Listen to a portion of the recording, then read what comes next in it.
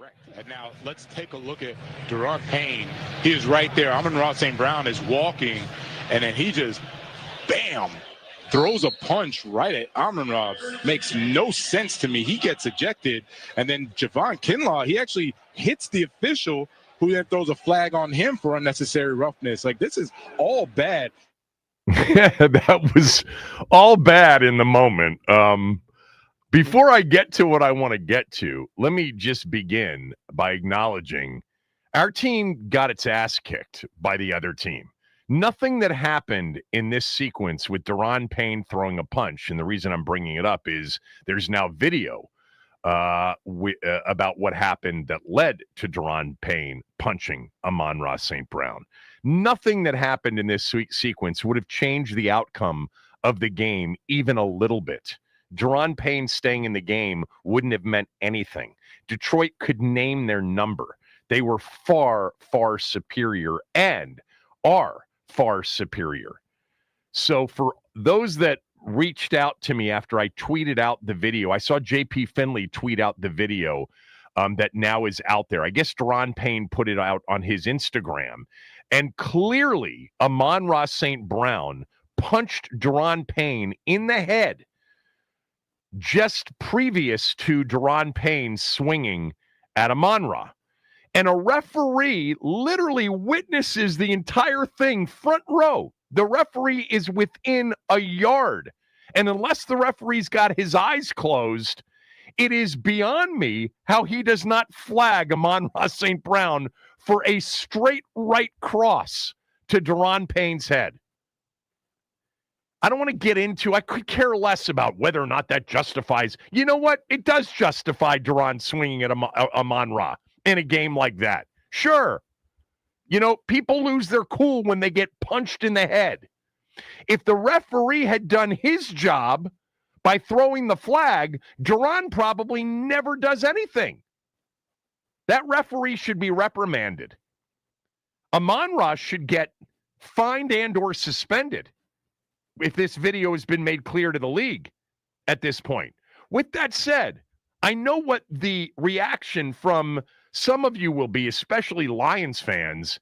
Stop crying. You got your ass kicked, Sheehan. Yes, nothing would have changed that. You can have two conversations simultaneously. Detroit's really good. Amon-Ra is really good. Amon-Ra St. Brown is a really good player. But we heard from Kinlaw after the game that he was upset because the referee didn't flag Amon-Ra St. Brown for swinging at Deron Payne, and then they threw Payne out for the retaliation. We often see the second guy get penalized, the second guy get thrown out, but not when the referee witnesses the first act. You can see it. I retweeted JP Finley's video of this, which came from Deron's Instagram. It also has, sort of the slow motion of Amon-Ra St. Brown punching Deron. Our team stinks right now. I know it does. I totally get it. I just can't believe, forget it as a Washington fan, as an NFL fan, how a referee is right there with a front row seat and doesn't flag a flagrant right cross thrown by a player that literally jars Deron's helmet back. And Deron looks right at the referee like, okay. And by the way, Kinlaw witnesses it, and he's like doing the motion with his hand, like, are you going to throw the flag here? No, apparently not. That is really bad officiating. Horrific officiating, which clearly led to the response by Deron. Does Deron throw a wild right hand, overhand swing punch at Amon-Ra without what happened first? If it gets flagged, if the first act gets flagged, I would say probably not. Deron's probably like, you got flagged. And by the way, Amon-Ra should have been tossed because his punch was no different than Deron's. It was a sucker punch. Yeah, there was a scuffle before. Who cares? There's a scuffle between the two of them before, but there was no punch thrown. Unbelievable that a referee missed that or decided not to call it. I would think that there's got to be further news on this. You know, the Lions play the Eagles on Sunday. I would think at the very least, Amon-Ra St. Brown has to be fined significantly for this, if not suspended. Or maybe they've already seen it and decided no. I don't know how one is different than the other. Anyway, good morning, everybody. I wanted to read something to you.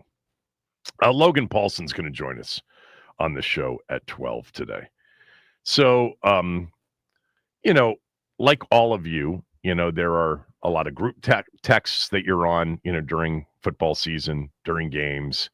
There are people that just, you know, friends that just reach out and suggest things. And I got one this morning from a friend of mine. I won't mention his name. But I thought I actually thought at first he was joking, but I have a feeling many of you won't believe that it's a joke and actually may agree with it. My buddy Mark sent this to me. I have a thought about something, and I've thought a lot about this. Trade Jaden, max out with 3 first-round picks, ride Mariota. I love JD, but I think durability is not his friend. So immediately I'm like, you're not serious. Or, you know, then I'm like, this would be a good call segment on my show. You know, sometimes you just look, most ideas don't come from producers or show hosts. They come from many of you, you know, and sometimes from friends and other things. Like, I thought about it and I'm like, this is insanity at the highest level. We went without a quarterback for 33 years. Basically, I mean, if you want to throw Brad Johnson in there, if you want to throw, you know, the one RG3 season in there, if you want to throw Kirk and his few seasons here, but legitimately, we went without a quarterback, without a high-level, elite-level quarterback for 33 years.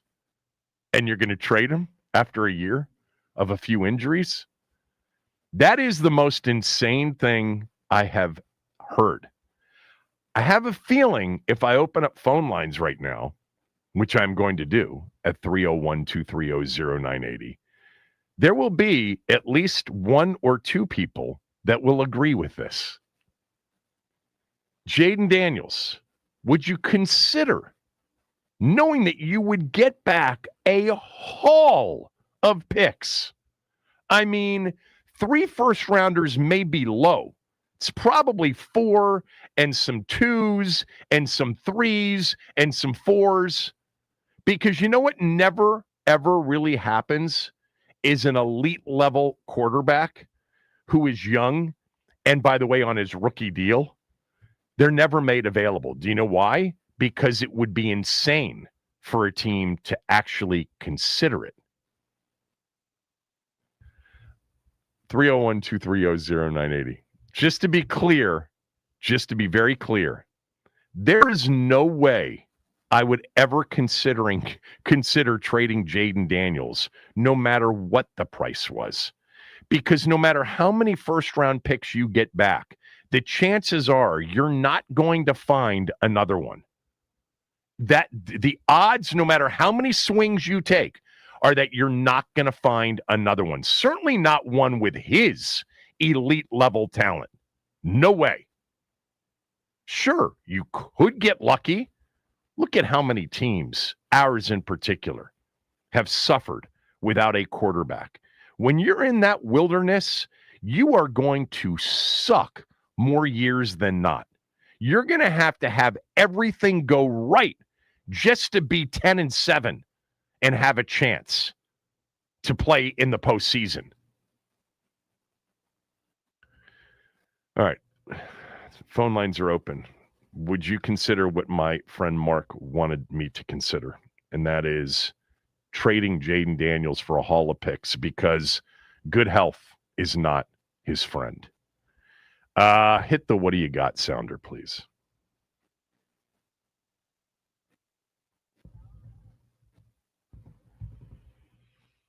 Did you see what Tim Duncan said about Derek Queen the former Maryland player, now rookie for the New Orleans Pelicans.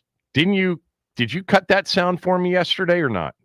It was a clip from the broadcast with the announcer for the Spurs saying, "I just got a text from Tim Duncan about Derek Queen," but that's all I had. And tell everybody what Tim Duncan said about Derek Queen after he texted the broadcaster. I have to pull it up. What did he say? He said that kid Queen is really good. Derek Queen's off to a great start as a rookie. And I'm telling you, man, the style of play, people love it because it's Euro. He was always referred to as the baby Jokic.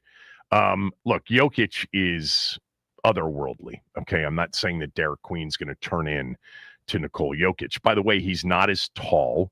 He's more 6'9", 6'10". Jokic is close to 7 feet, 6'11", whatever he is. But the style is very similar. And we talked about this last year, early in the season. It was very clear to anybody that follows basketball, Derek Queen was going to be a very high draft choice, that the talent was unmistakable, even if the athleticism wasn't. Like, he's not an extraordinary athletic specimen. A lot of baby fat still on his body. That'll change, obviously, as he physically matures. He's not, a high flying, dunker. He certainly at 6'9" can get up high enough. But his game is all feel. It's all touch. It's all vision. It's all basketball IQ. Phenomenal passer. Incredible shot maker, Euro style, up and unders, off 1 foot fading away. He's off to a really solid start to his NBA career. Coming off the bench, he's averaging close to 10 points a game, 6 rebounds, and 2 assists. Although in recent games, he's had, excellent basketball games. The other night against San Antonio, the Spurs, the game in which Tim Duncan was watching and texted in to say, that kid Queen is really good. He had 13 points, 8 assists, 2 block shots, 5 rebounds in just 25 minutes. One of the things about Queen's game that people, assumed would never develop, and it hasn't yet, but I predict it will, is that he was not a three-point shooter. But I think he's got a good enough stroke where I do think eventually he will be able to stretch the floor as a 4. That's what he is. He's not shooting many threes. He's got some of the best hands and best feet for a young player you'll ever see. So there's your Derek Queen update. Tim Duncan, a massive fan. Also in this, what do you got? Sticking with a bit of a basketball theme. Who's really good for the Wizards so far this year? A terrible team, by the way. They blew another big lead, lost in overtime to the Pistons the other night, 137-135. If you're not following it, they are 1-10. They are giving up nearly 130 points a game. That's almost 4 points more than the second worst scoring defense in the league. But the player that I have just watched a little bit, and I'm not watching a lot of Wizards games start to finish, but man, Cam Whitmore is an athlete, man. He always has been. Cam Whitmore from the area, went to Nova, first-round pick 2 years ago by Houston, and played, his first couple of years in Houston, and averaged, remember, as a rookie, over 12 points per game. The Wizards acquired him. The Wizards not only have their own first-round picks on the roster, they've got a lot of other first-round picks as well. Cam Whitmore had a dunk the other night that was like top 3 plays on ESPN SportsCenter. The dude just gets up and then hangs forever. I mean, he may be the guy that we end up believing after, let's say, this year has a chance to be a big-time star. He's only 20 years old. I think he's 20. He was 20 when they acquired him. It's 21 now. He turned 21 in July. God, they have so much young they have so many young players, and hopefully one or two of them emerge as potential all-star players. Whitmore might be the guy.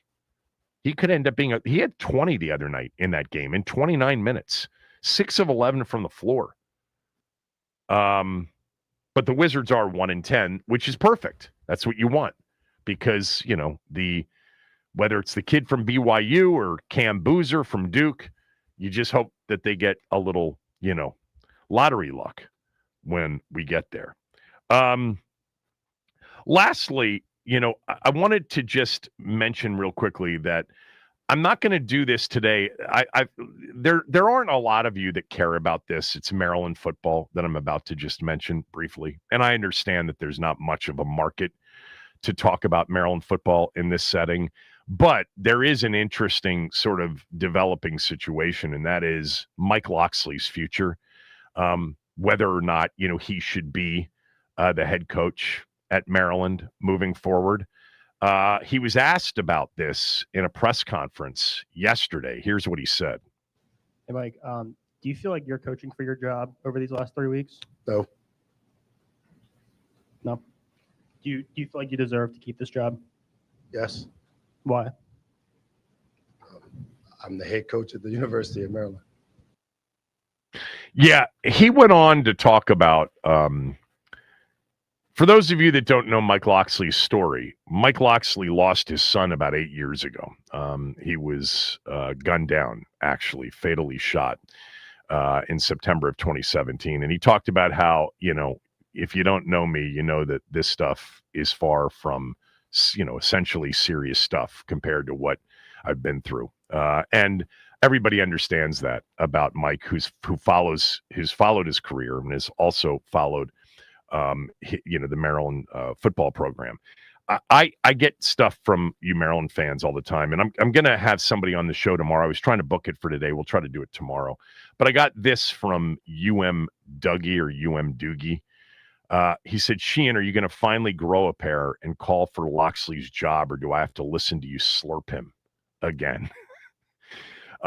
It's always laughable when I read this from Maryland fans. I know that there are a lot of fellow Terps that listen to the show or listen to the podcast, and Maryland football is obviously a distant second in terms of the conversation we have about Maryland sports, because Maryland is not only a basketball first school, in many ways it's almost a basketball only school. Football just is irrelevant. It just is. You've seen the crowds, even when they've had decent teams, when they were 4-0. I mean, you still had patches of empty seats when they played Washington back in, October. I think it was in October, early October. They're 4-5, by the way. They've lost 5 in a row, and this season is unraveling. They've had lots of injuries to their defense, which is why the last 2 games, not 2 games ago, they got beat by number 2 Indiana. Indiana crushed them. They also lost at Rutgers. A running back for Rutgers rushed for 241 yards. By the way, on 41 carries. How often do you see a running back at any level get 41 carries? They couldn't stop the run. They've been good on defense all year, but a lot of their key players in their front 7 are out. It happens. But I would just say this to you, UM Dougie, anybody else that says this. I've praised Mike Locksley and I've criticized Mike Locksley, so I don't know what the hell you're talking about. I've come in here many times and said this team is just completely undisciplined under Locksley. They consistently lead the nation or very close to leading the Big Ten and sometimes the nation in penalties. They're terrible at things like, managing the clock, timeouts, etc. But I've also praised Locksley for being an unbelievable recruiter. I mean, think about Locksley's gotten top 25 classes to a place that literally could care less about football. Maryland right now is a Power 4 conference football program. If the job came available, and I'll tell you why it probably won't here in a moment, if it did, it would be one of the least coveted jobs we've ever seen, especially during this coaching carousel with Florida, with, LSU, with Penn State, all of these available jobs. Do you really want to be chasing a new coach in this coaching carousel? I mean, Maryland is among the Power 4 conference teams. You'd be hard-pressed to name 2 or 3 other schools. You would have said somebody like Vanderbilt a few years ago, or Duke, somebody like that a few years ago. Boston College, maybe, where football is less relevant. It's 2 or 3 places, maybe. But yeah, my position on Loxley, FYI, is this. Number one, the practicality of it is he's got a $13 million buyout. I know that seems like nothing because it is relative to other buyouts, the 50 plus millions at Penn State, at LSU, et cetera. But Maryland doesn't have anybody willing to step up and write the check. And the athletic program isn't going to do it. Even with their new athletic director, they're not going to do it. It's such a tell that, there's a lot of people discussing that there's nobody to step up and write the check. It's such a tell on just how irrelevant Maryland football is, even with its own boosters. So I don't think it'll happen. As to whether or not it would happen, you'd have to consider the following. You'll never find somebody that will recruit at the same level that Mike Loxley recruits at. He's a phenomenal recruiter. He is very well liked in the profession. Do I think he's a good coach? I don't. In terms of a game coach, I don't really. I think he's a motivator. I think he's a recruiter. I think he's more of a CEO coach. I think he actually got himself a couple of decent coordinators this year. The defensive coordinator's done a hell of a job. Pep Hamilton has protected his rookie quarterback, his freshman quarterback. As a lifelong, diehard Maryland football fan, would I care and would I be upset if they moved on? I would not.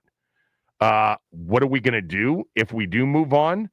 You're not going to get a resume coach, a high level name coach. Nobody wants to come to Maryland to coach football. You'd have to get that first time guy, the assistant, or the guy from the lower level, a Sun Belt or an American Athletic, team, whoever the JMU coach is right now. JMU, by the way, in the playoff chase again. You do have an opportunity in college football, nowadays to compete in a way that you couldn't before. First of all, with salary cap and most of it going to football because Maryland is a Big Ten school and football is the revenue generator, even though it's not the most important thing for Maryland alum, Maryland fans, Maryland students, etc. It's still the, cash cow because it's part of the Big Ten and it gets that media money from the Big Ten, being in the Big Ten. Going to the Big Ten back in 2014, I hated it. There's still things that I hate about it, but there's no doubt it was the right thing to do, financially for the school, financially for the athletic department. Now, I think eventually Maryland would have been chased because of the market size. The Baltimore, DMV, Baltimore, DC market combination would have been very attractive to the Big Ten or to the, Big 12 or even to the SEC, maybe. I don't know. But when they did it was the right time because now they're coming into being more of a full participant in the rev share. And, with an expanded playoff, obviously Vanderbilt and Indiana, James Madison, different reason. Okay. That let me exclude them. That's for the non-Power 5 bid. But, the emergence of Indiana and Vanderbilt, gives programs like Maryland at least hope, but you've got to hit the inside straight on the coaching hire. And there's no Kurt Signetti tree or store that you can go to. That's inside straight.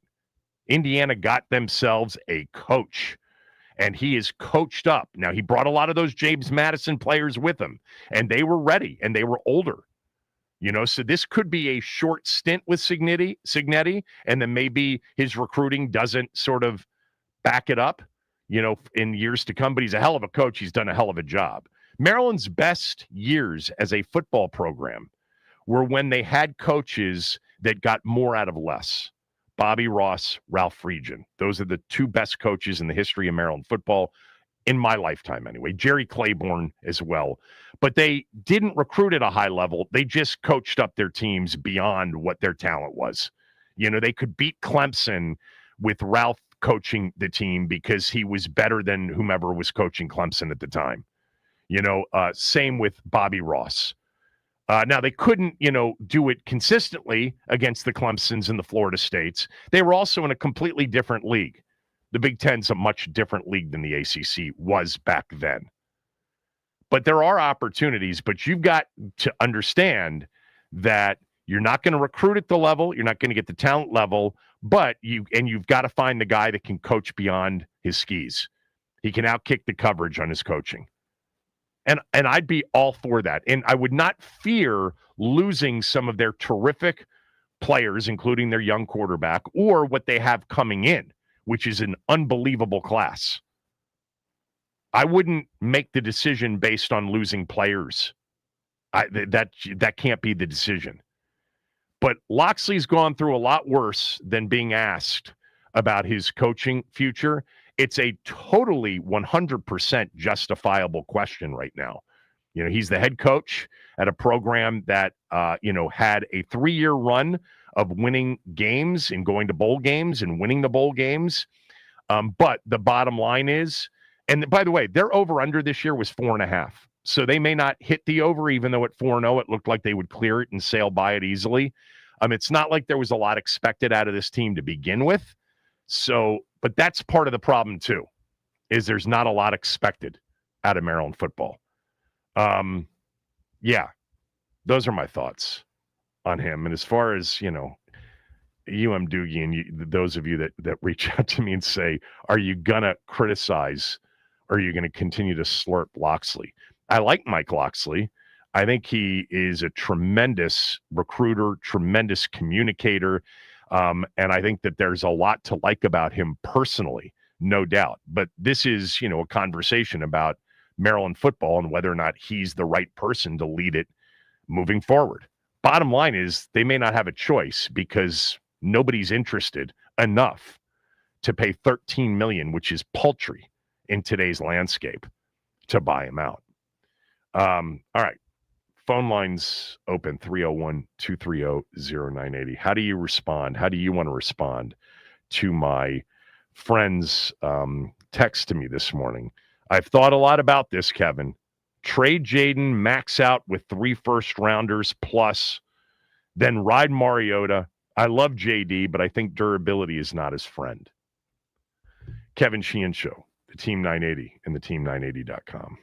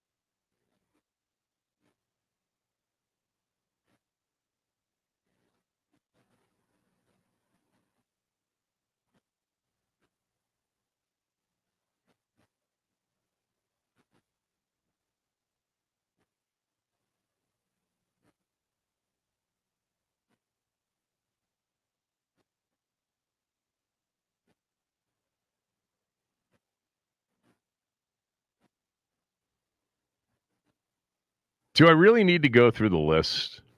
All right. I can do it if you want me to do it. Jacoby Brissett, Sam Howell, Carson Wentz, Garrett Gilbert, Ryan Fitzpatrick, Taylor Heineke, Kyle Allen, Dwayne Haskins, Case Keenum, Alex Smith, Josh Johnson, Mark Sanchez, Colt McCoy, Kirk Cousins, RG3, John Beck, Rex Grossman, Donovan McNabb, Todd Collins, Jason Campbell, Mark Brunell, Tim Hasselbeck, Rob Johnson, Gib Hamden, Patrick Ramsey, Shane Matthews, Danny Werfel, Tony Banks, Kent Graham. Love that season, the Marty season. Jeff George, Todd Husak, Brad Johnson, Rodney Pete, Trent Green, Jeff Hostetler, Gus Farrat, Heath Schuler, John Freeze, Rich Gannon, Kerry Conklin, Jeff Rutledge, Stan Humphreys. Okay, going back to Mark Rippon. Actually, Stan Humphreys was with Mark Rippon. Everything else was, and Jeff Rutledge was as well. Starting with Kerry Conklin. That's the post-Mark Rippon list. Kerry Conklin was the first to fill in for Mark Rippon when he got injured early in the 1992 season, their defending championship season. He came back, Rip did. They ended up going to the playoffs, and that was the end of the glory years. Their loss against the 49ers in the divisional round in January of 1993 during the 1992 season, that was it. And since then, we've been looking for a starting quarterback until we found one last year. So, again, phone lines open and filled for the following. I'm sure you guys get this stuff all the time, too, from friends. Actually, the segment should be you're the craziest, text or thought from a friend you've gotten about our team recently. But from a friend, I've thought a lot about this. Trade Jaden, max out with 3 first-rounders plus, meaning more picks. Ride Mariota. I love JD, but I think durability is not his friend. I will say this, that durability is my biggest concern.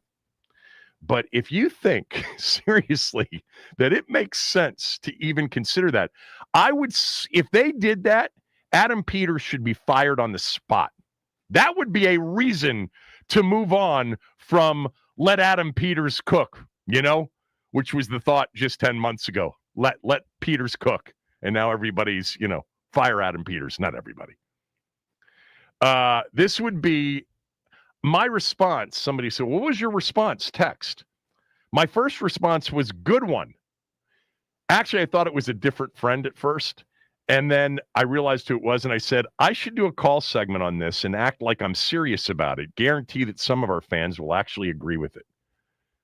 I'm not sure that I won't be wrong about that. Meaning, I think that there are going to be some of you that actually agree that this should be something that they should consider. Can you imagine the line around the block if he was available? Oh, my God. You could definitely, it'd be the all-time priciest deal. Somebody like him, rookie contract. What is the biggest haul ever in a trade for a quarterback? What did Cleveland give up for Deshaun Watson?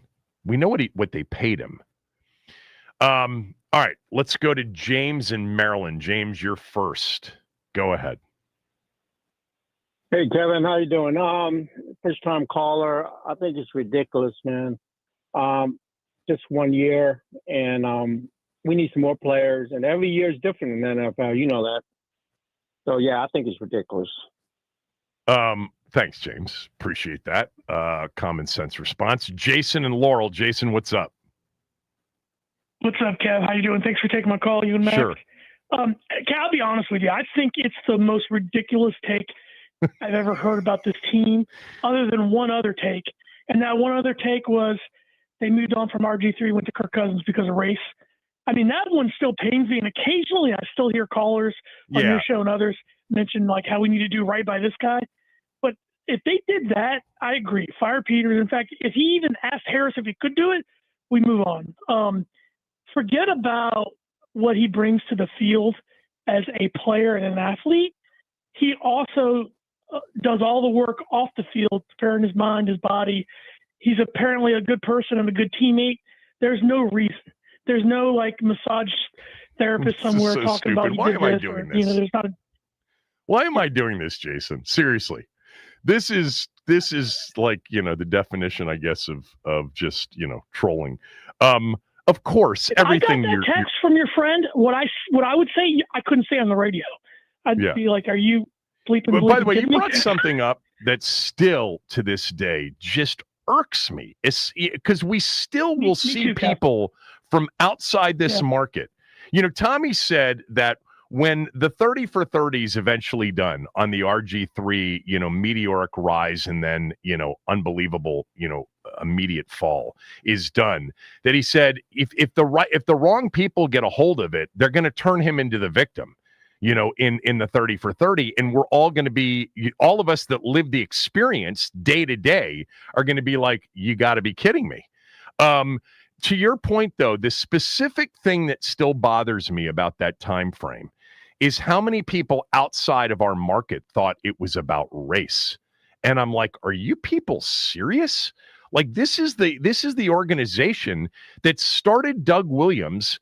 He won the Super Bowl and was so beloved, they hated Jay Schrader. Media and fans hated Jay Schrader and begged for Doug Williams to be the starter in what was, let's call it, a less evolved society in the late 1980s. Like, it was never about that with our fan base, but outside of it, they tried to make it into that. You know, Jay Gruden would have had a riot on his hands had he not named Kirk Cousins the starter in 2015. Literally, all the coaches have always said, famously, you cannot fool the locker room. You cannot that's fool what I was the getting ready locker to room. say. Yeah, Yeah. The locker room would have revolted on him. Yeah. Yeah. Thanks, Yeah. Jason. I think it's a crazy take. Thanks, Kevin. Jonesy, go ahead. Let me just reset this. Friend of mine texted me this morning. I've thought a lot about this. I think we should trade Jaden, max out with 3 first-rounders plus, meaning even more picks. Ride Mariota. I love JD, but I think durability is not his friend. My response was, thinking at first that he might be kidding, was good one. My more in-depth response is that would be insanity at the highest level and would actually be a reason to fire Adam Peters on the spot, and would be a reason for ownership to step in and say, wait a minute, Adam, are you high? Like, we can't do this. It's taken 33 years to find somebody that has a chance to be an elite level quarterback in this league. Jonesy, go ahead. Kevin, as you used to use commonly back in the past, that would be the biggest indictment on the organization since, good God Almighty, since I guess the owner bought the team, Dan Snyder, that is. No way you do nothing like that. No. We let Jaden go tomorrow. Like you said, they will line up around the block to get this kid. And guess what will happen all over again? And even though this particular quarterback was not a draftee here, but we wound up getting him from another team through a trade, Brad Johnson. As soon as he left here, what did he do? He went there. He went to Tampa and won a Super Bowl. And guess how crazy and stupid that we look here. That would be the same thing all over again with a different twist because we drafted this particular quarterback. He goes somewhere else and win the Super Bowl. Guess what we look like all over again? No, thank you. Yeah. Get the protection. This is a good conversation because it brings up some of these old things. Like Brad Johnson was, you know, essentially moved on from because of the owner. You know, the owner tried. Charlie Casserly told us this. The owner, you know, took control of the team, remember, in the early summer of 1999, after the Brad Johnson trade had been consummated. And he tried to get the trade overturned. That's how stupid he was right from the jump. Like, Casserly had pulled off a trade to get a legitimate NFL starting quarterback into the fold. By the way, they won the division. They won a playoff game in 99. And then in 2000, the owner brought in Jeff George, enamored with Jeff George and force Jeff George on Norv Turner. Eventually, Norv had to play him. Brad's told us the story. Brad's actually a super class act. I always love having Brad on the show, but he's, he never likes to get into it. But he said, the owner wanted Jeff George, and so Norv finally, succumbed, and I was ready to move on. Thanks, Jonesy. Appreciate it. Let's go to Frank in Charlotte. Frank, go ahead. Yeah, I think this is all due respect to your friend. I would just ask him, has he had any lobotomy surgeries the past couple of years? He's a very smart guy. yeah, I got to tell you, very smart guy. Yeah, no, he one of my like favorite people. Guy, but, you I think know. he's just wants to think outside the box. Yeah, think outside the box, exactly. Yeah. No, this would be crazy. The only way I'll probably maybe consider something like that if we got who here with those Hall of picks. You know what I'm saying? Side joke, Stop Kevin, it. side joke. But no. There's no way I would do that. There's no way I'm sending Jaden and Peters and Quinn stay here. There's no way. And by the way, yes, still consider firing Peters. Yes, even with Jaden here now. Oh, come on. I would still consider doing that. So why? No, that's crazy. Yeah, hold on. Did I just miss something? Did something just sail over my head? Did you just say forget the Jaden conversation, but I still think Adam Peters should be fired? Oh yeah, I would still consider that. Yeah, absolutely. Okay. Yeah, absolutely. Yeah. And why is that again? Well, he missed on the entire second round 2024 draft picks. All of them look like they're not doing very well. He cut his 5th round pick in training camp. He also got Lattimore for a 3rd, a 4th, and a 6th, which is not panned out. So we've wasted a lot of draft capital under him. And so we have. Yeah, I would. You're sure of that? Yeah, I'm positive. Yeah, 3rd, 4th, 5th, and a 6th. Yeah, 3rd, 4th, and a 6th. Yeah. No, the Lattimore trade. The Lattimore trade is the one area in which I would actually agree with you. By the way, not general managers don't hit on every pick, and general managers don't hit on every trade. I would say that's the one thing and the only thing at this point we know to be true is that the trade for Marshawn Lattimore was not the right thing to do a year ago. Other than that, and other than maybe the kicking situation and the revolving door with kickers, I can't agree with anything that you said, including the 2nd round picks from the 2024 draft. Because this time last year, you would have said, "Oh my God, Sanderstill is going to be a star too." What a draft, Jaden Sanderstill. I felt like he was too small. He had an undefined position. All right. Well, we'll see. That was my opinion. We'll see. I think we got to wait a little bit more than a season and a half, but that's just me. Thanks, Frank. Appreciate it. Let's go to our guy G from the shop. G, go ahead. Yeah, man, you can't mail it in when it gets a little difficult. Like, he played every game last year. He played 55 college games. If he was a one-trick pony, Kevin, then you could be concerned. But the dude threw for 3,500 last year. He threw for 12,000 in college. He ran the ball. He survived that long in college. He ran the ball for damn near 1,200 yards in the SEC his senior year. Like, if durability was an issue, he would have missed games last year. You can't mail it in when it gets a little difficult. Scam money don't make money. And the thing is, like, look at Matt Stafford. First 2 years, Matt Stafford only played in 13 games out of a possible 32. How about all the games Lamar's missed? Burrow. No, Sheehan. Stop cutting. No, Sheehan. Matt Stafford played in 13 out of the possible 32 games his first 2 years. He followed that up with 8 straight years not missing a game. You know what else Matt Stafford did? He showed he's a tough guy. He was on the injury report every game. All the time. You know what Jaden Daniels showed me? He waved his coaches off numerous times when he got banged up. That showed me he's as tough as Matt Stafford. You don't mail it in when stuff get a little hot. Ask your friend Mark, should his wife trade him in if he's premature ejaculation?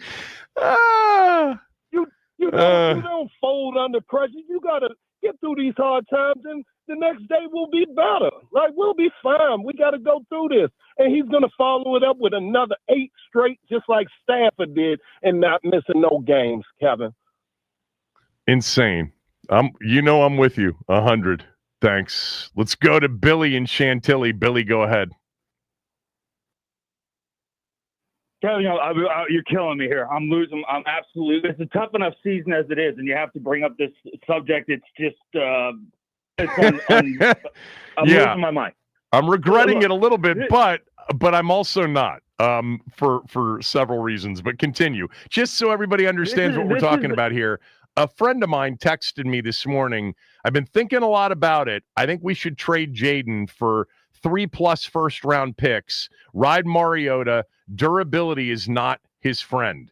And I just wanted to know how you guys would react to that text. I immediately texted back, good one, thinking that maybe he was not being serious. But I also felt like perhaps we'd get a call or two, and we have not yet, of people saying, yeah, I agree with it. But go ahead. State your case. The NFL is a copycat league. All these teams copy each other that do things successfully. This is institutionalization at the highest level. This is Brooks hanging from a rope who's finally free from prison. You have the goose that laid the golden egg, and your friend is suggesting $4,000 an ounce, one egg an hour, suggesting that you trade the goose for 3 other gooses. That's what this is. This guy, Jaden, is too small for this playbook. But if you give him a running game, a top 15 running game, if you give him this is the easiest job in the NFL. Adam Peters literally has the easiest job in the NFL. You need a top 16, half the league, top 16 defense, top 16 running game, a passing game that protects Jaden from running around against 300-pounders who run 4 flat 40s, and we'll win 6 NFL championships. We'll win 6 Super Bowls. That's how good he is. He showed how good he is. 6. Last year 6. was all not. right, get out of here. This is the point Adam. in which you. This is the point in which you say he's already the greatest quarterback that's ever lived. Stay on hold, everybody. Remember what Red said in Shawshank. These walls are funny. First you hate them, then you get used to them. Enough time passes, you get so you depend on them. That's institutionalized. Our fan base was without question during the Snyder era institutionalized. We're having a difficult time dealing with our freedom. Let's have it not end the way it did for Brooks, though. We want it to end the way it did for Red. Red, of course, found Andy on the beach, fixing up his boat. Stay on the phones. We'll continue this next.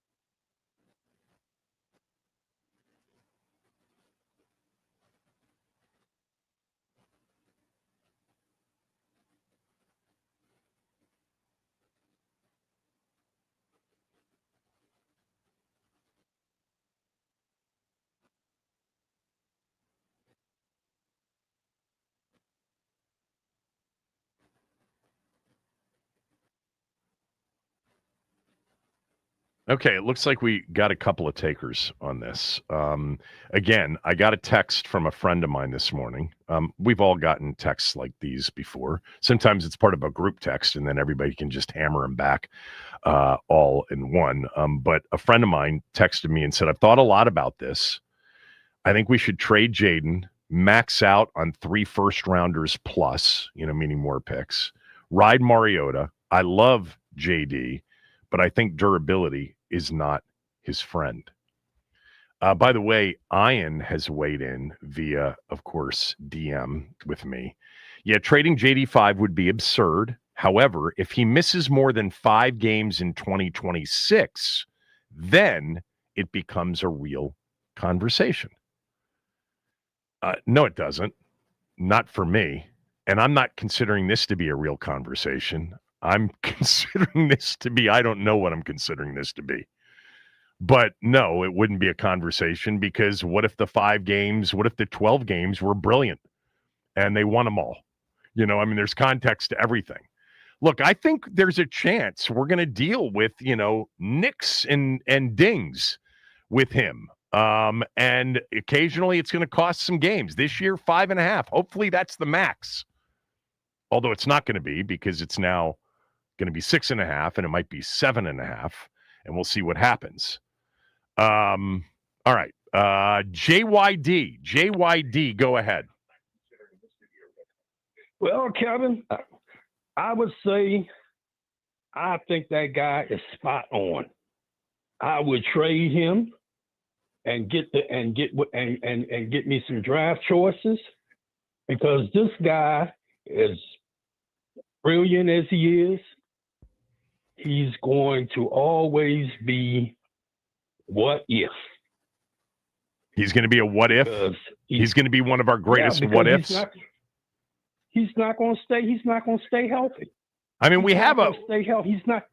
He's what going to give you great games. What if last year was the only year we got? How would you feel about him 10 years from now? You got to turn down your radio. JYD does this all the time. If he could turn in every game like he did last year, yes, he would. He would surpass greatness. Okay. Or whatever. But the point is that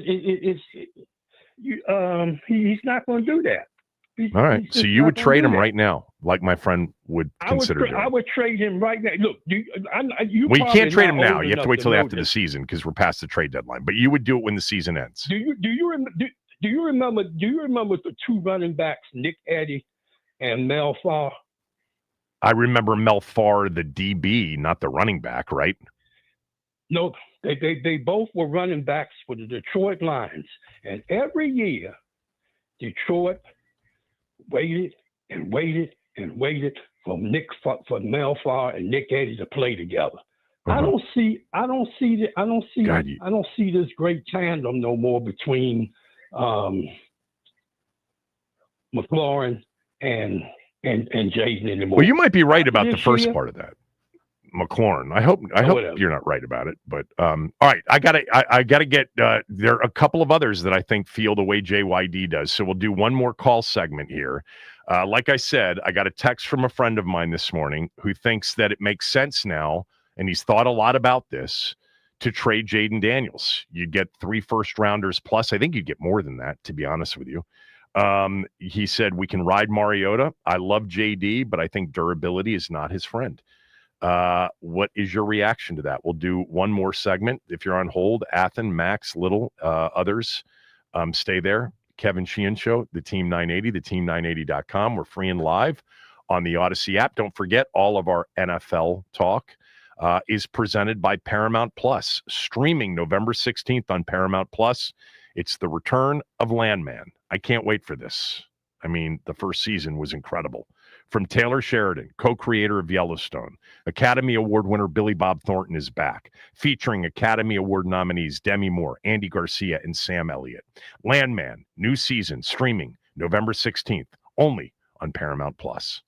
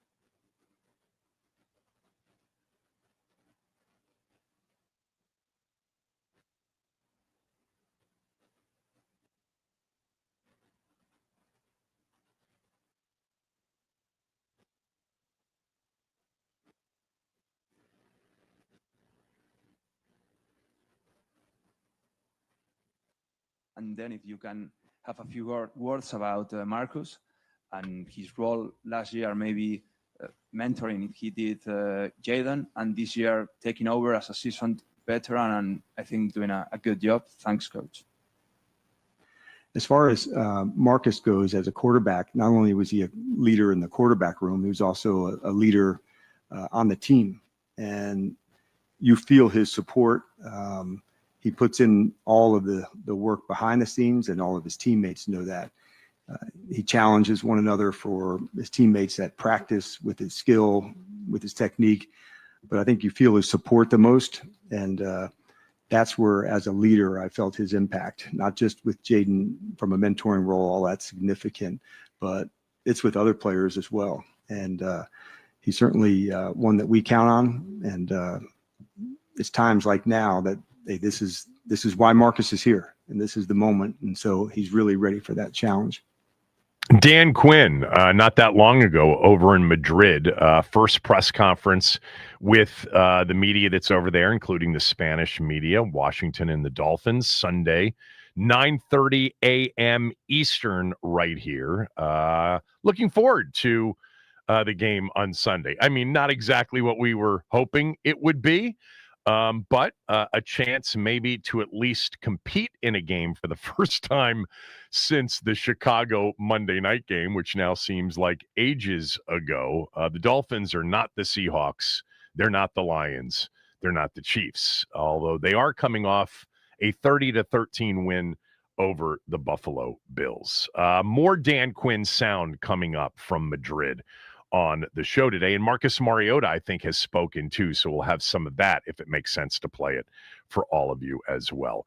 We'll do one more segment of this. All right. I just to reset here. A friend of mine texted me this morning and he said, I've thought a lot about this. I think that we should trade Jaden Daniels, max out with 3+ first rounders and more.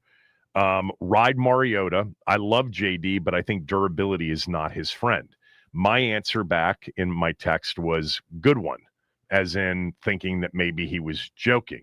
And then I said, I should probably do a call segment on this and act like I'm serious about it. Now, I didn't take it that far because I don't think any of you would have bought it if I had said, I've been thinking about it and I think my friend's right. I think this is the time to max out on a guy that's never going to be healthy. But we've had one caller, our guy Junkyard Dog, JYD, said that he agrees with my friend about this. I think it's insanity at the highest level. I went through the list of all the quarterbacks that we've played over the last 33 years before finding Jaden Daniels. Sure, there was, a Kirk Cousins run of solid quarterback play and the promise of something even better. But, of course, that didn't happen. We had a Brad Johnson, season and a half that was pretty good quarterback play. We had the RG3 rookie season, which was outstanding quarterback play. But we're one of those franchises, the Browns, there have been others, the Bears, although maybe the Bears have finally, landed on it. These guys just don't, appear on shelves in a store where you can go in and just pick them up and put them in your cart and bring them home with you. It's impossible nearly to find somebody of Jaden's talent and level. And they finally have it. So, of course, I mean, if that was even a consideration, like if we read like over the summer, Washington is not resistant to trading Jaden Daniels, I would immediately come on the show and say, if this is true, Adam Peters should be fired on the spot. And if the owner should take action to say, you're not doing this. And I hate to have owner injection into anything. But that's not going to happen. That's not going to happen. By the way, in conversations, I'll just let you know, they have zero concern about Jaden Daniels right now out there. The 5.5 games he's played, some of the receivers they've had in the game, the receivers not necessarily running the correct routes or the correct routes at depth. They've got zero concern about Jaden Daniels. This would never happen. Max wants to weigh in. Max, go ahead. Thanks for holding. Hi, good morning, Kevin. Hopefully you had a nice closing day at your club of Bethesda. It was beautiful here in Westchester. Weather was amazing in October and November. Yeah. I told you a few weeks ago I'll give you a call. And I told you it's all about Jaden. Well, let me give you some stats. 270 total yards, 73% completion rate, 2 touchdowns, 83 QBR against top 6 defense. Which Jaden Daniels? You got to slow down a little bit. You got to slow down a bit. You're giving whose numbers are you giving right now? No, I'm just asking you those numbers. Which Jaden Daniels game am I speaking about? 2 touchdowns, 83 QBR, 250 total yards, 73% completion rate against a top probably 6 or 7 defense. Well, I'll answer that for you. It's been none of Jaden's games this year, and it will never be a Jaden game going into the future. Why? Because we've seen what he does against defenses that can provide quick pressure. And those numbers I gave you were Mariota's numbers after a week, last week, of hearing every media station in Washington, D.C. talk about how terrible our wide receivers are, how terrible our offensive line is, how Zach Ertz should be just, retired now. That's what Mariota worked with, Kevin. And I don't know if you're doing a bit. You did the same thing with Haskins back then. You told us all the weight. And now with Jaden Daniels. First of all, no team will give us 3 first-round draft picks for Jaden. But even if they did. You're right. It would require a lot more. You need to go ahead, take that, because getting a QB is a game of just numbers. It's all about who you think. Maybe the best quarterback this year may be Tyler Shock from Louisville. It might be, and no one even would have guessed that. So you get the numbers and you keep drafting QBs. I'm sorry to say, availability is the number one thing you need in any profession over any other trade. So would you trade Joe Burrow?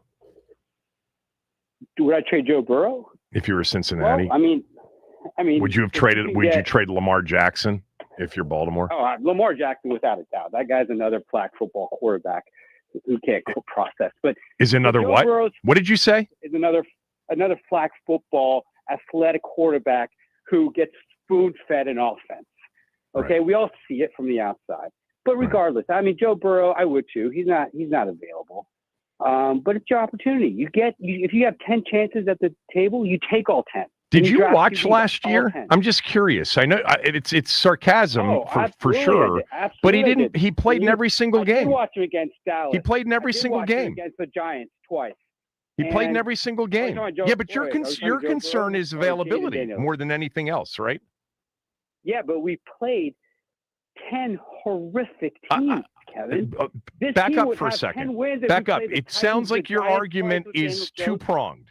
One, availability is the most important. Durability is the most important. Availability is the most important ability. And two, you're not very impressed with him. He played in all 17 games last year. So he did, and he was durable last year. He was banged up here and there, but he played in all 17 games. So there is that piece of evidence in his one full season playing all games. In his second season, he's going to miss a lot of games. I would agree with you. Now, in terms of the games that he played in last year, you don't think, as an example, that the Giants had a decent defense, that Cleveland had a decent defense, that New Orleans didn't have a decent defense, which they did, that Philadelphia's defense wasn't one of the best, if not the best in the league? Do you notice QBR, since we're talking with QBR? Let me ask you a question. 258 yards, 5 touchdowns, and a 95.7 QBR. Who am I talking about?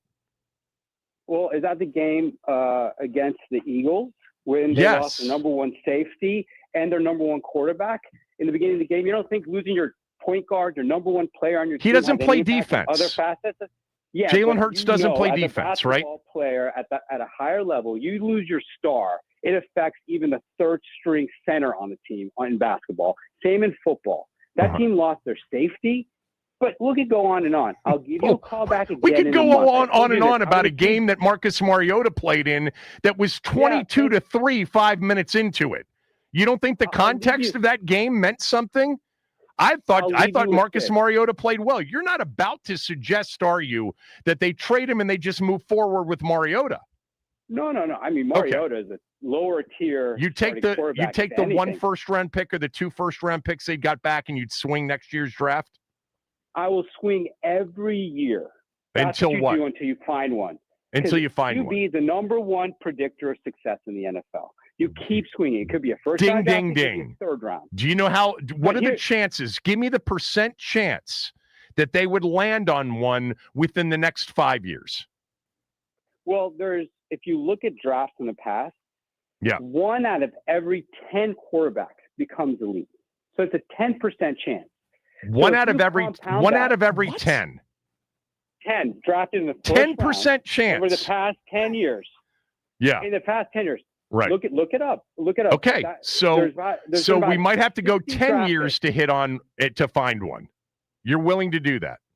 No, I'm telling you, there's a 10% chance of drafting a first-round quarterback that person could become elite. And by elite, it's lower than I thought it would be. Starter. Let me ask you. Let me give you another one. If you do that over 3 drafts, you're giving yourself a 20% chance. Do you think this team has a 20% chance of making the Super Bowl next year? A 20% chance of making the Super Bowl next year? Yeah, I think there's a 20% chance. Sure. Kevin, what are the odds of 20%, Kevin? It's 1 in 5. Vegas book will it's not very good. Let me ask you a question about maybe the second best defensive team they faced this year, third best defensive team they faced this year.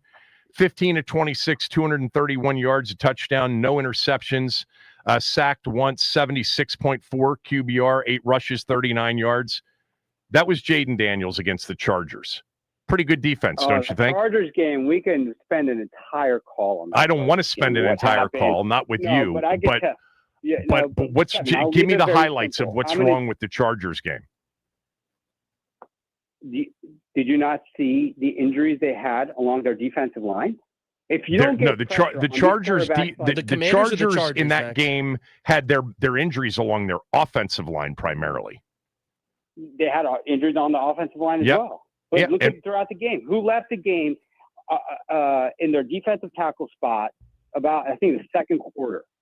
Mm-hmm. And look into that. Didn't they? I mean, I could go on about the Chargers. Well, you're not going on because their injuries were to Joe Alt coming in. They didn't have Slater. The defense, gave us the impression or gave some the impression that it was going to be a good defensive football team, but the Chargers were banged up along their offensive line.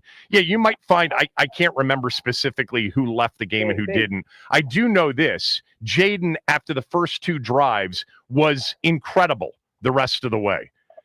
Okay, incredible in that game. Looked like he did last year. Quarterbacks like Jaden will get people fired.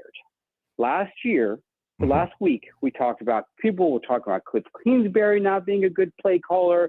They were talking about this offensive line not keeping, making bad calls on blitz packages and missing the blitz, your guy Studer. We were talking about Adam Peters as a GM. I mean, the list was going on how these wide receivers should be, Foot Locker selling shoes. I mean, it was just outside of the market, Kevin, and those of us who are outside the DC metro area, we listen to this and it's laughable because you come back 6 days later and your quarterback, who was Mariota, again, what's laughable about it? What's laughable about them having basically receivers on the field that weren't even on the roster previous weeks? No, I'm telling you, these wide receivers that are still professionals came out the following week, and that offense was very good against a very. You think the offense looked very good? Every catch was contested. The receivers did a very good job. Ertz had a phenomenal game. No doubt about it.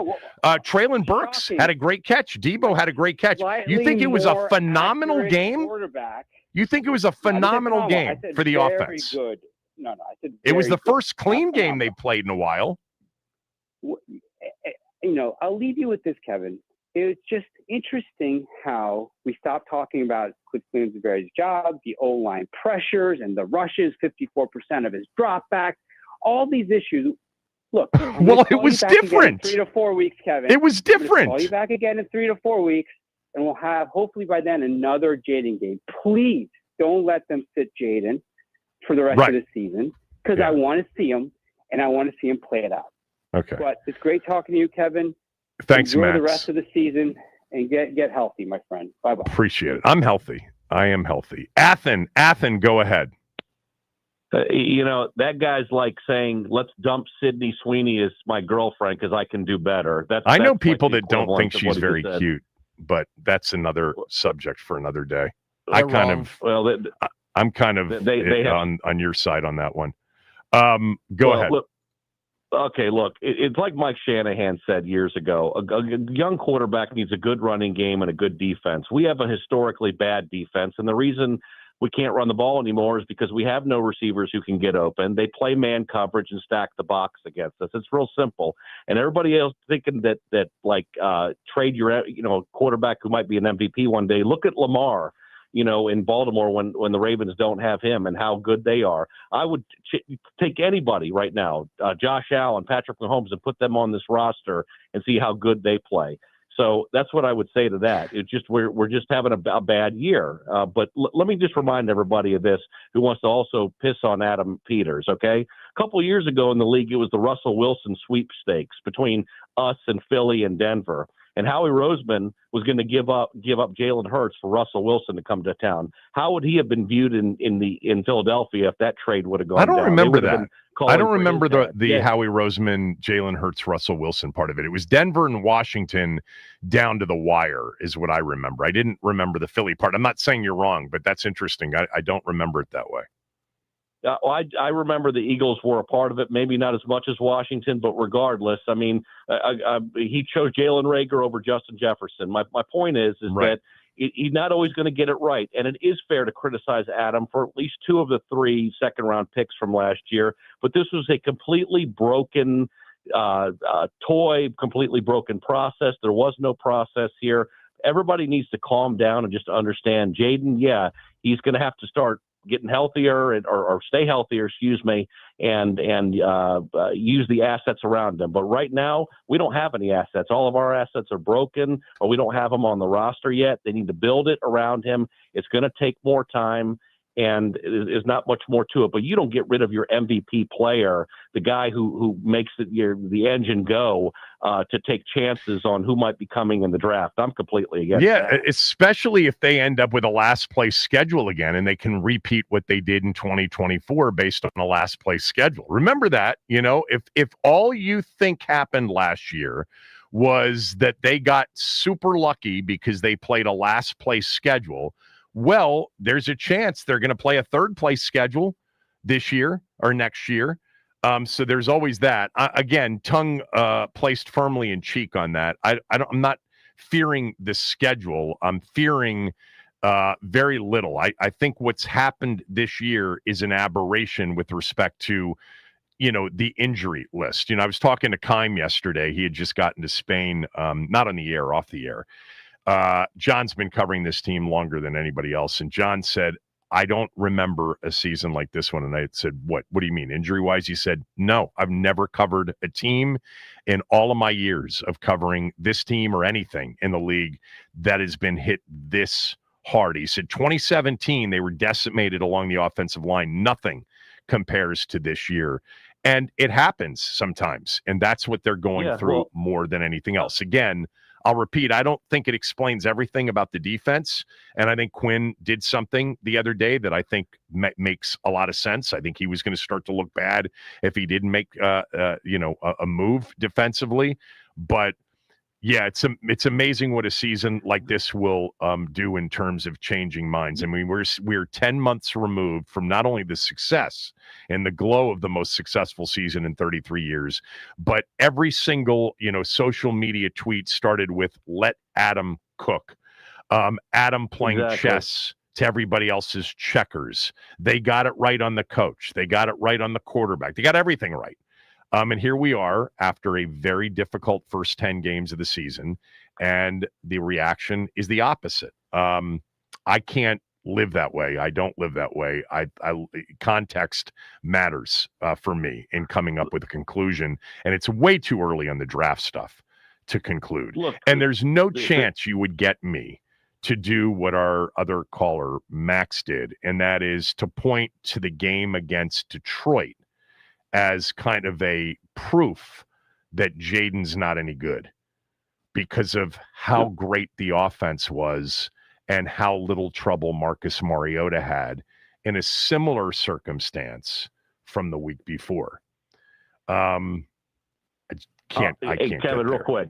Yeah, quickly. Real quick, just to close out, okay? Yep. If anybody needs, unfortunately, a tissue box, and I heard this on your podcast, it's probably going to be Terry because he's mad at the team or things are not good between them. If anything, use him to get a second-round pick possibly, or and see what you can get for Payne. But you don't touch your greatest asset. You build around him. It's just going to take time, and that's what I got for the day. Thanks. Appreciate it, Athen. Yeah, I am surprised that they didn't look to try to get some additional picks at the trade deadline. I am. I don't think it was from a lack of trying. That's what I would say. I would think it's probably that they didn't get anything that was attractive enough. Let's go to Rod in Landover. Rod, go ahead. Hey, what's up, Kevin? Man, I can't believe, man, folk would even entertain this thought, man. Man, this quarterback played every game last year. Look, it's because of him Terry McLaurin got paid. But before Jaden Daniels came to this team, I really never thought Terry McLaurin was the number one. Last year, he made Terry McLaurin look like a number one. I mean, the guy came out of college with 2 elite receivers. He had the guy that's in Jacksonville and Neighbors in LSU. You drop him on this team, he made Terry McLaurin look good. People like Zacchaeus and them played okay. De'Ami Brown and them, Zach Ertz, he reunited. I mean, Zach Ertz probably had one of the best careers he ever had last year. And then this year, man, we had a lot of injuries. To me, the play calling, I don't really like it that much because sometimes I think they throw too much, especially when they played Green Bay that night. But nevertheless, I just the man don't have elite players. He don't have players like Philadelphia or Minnesota or Green Bay or any of these teams. Man, not right now, he doesn't. That's for sure. Not right now. And by the way, nor does Marcus Mariota. When you look at all these good teams in the NFC either got a top 5 or 10 receiver along with a top 5 or 10 running back. We have nothing in that ballpark on this team.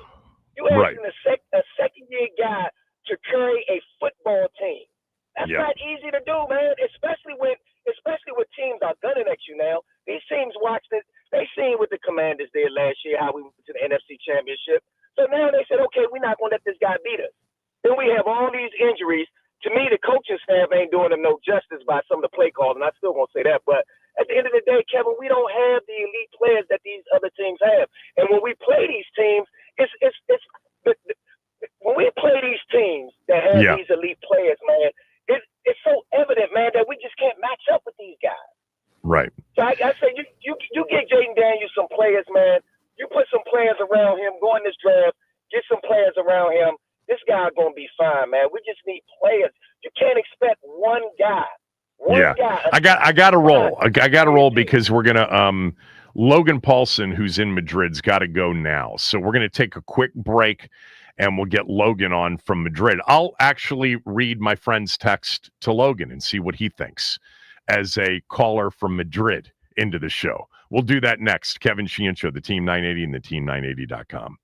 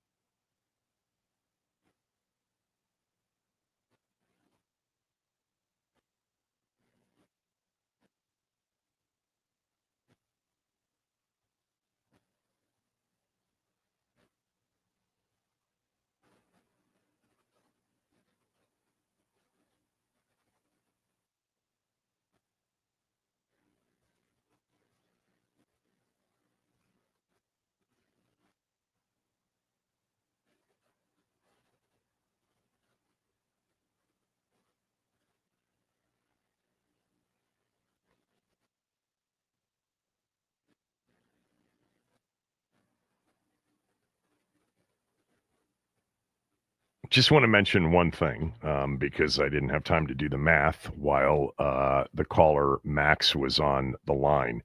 Last year, if you recall, at the end of the season, regular season, and then in the postseason, Washington played one of the greatest defenses in modern NFL history. Yeah, Philly's defense at the end of last year and then throughout the postseason is one of the best defenses per DVOA in recent memory.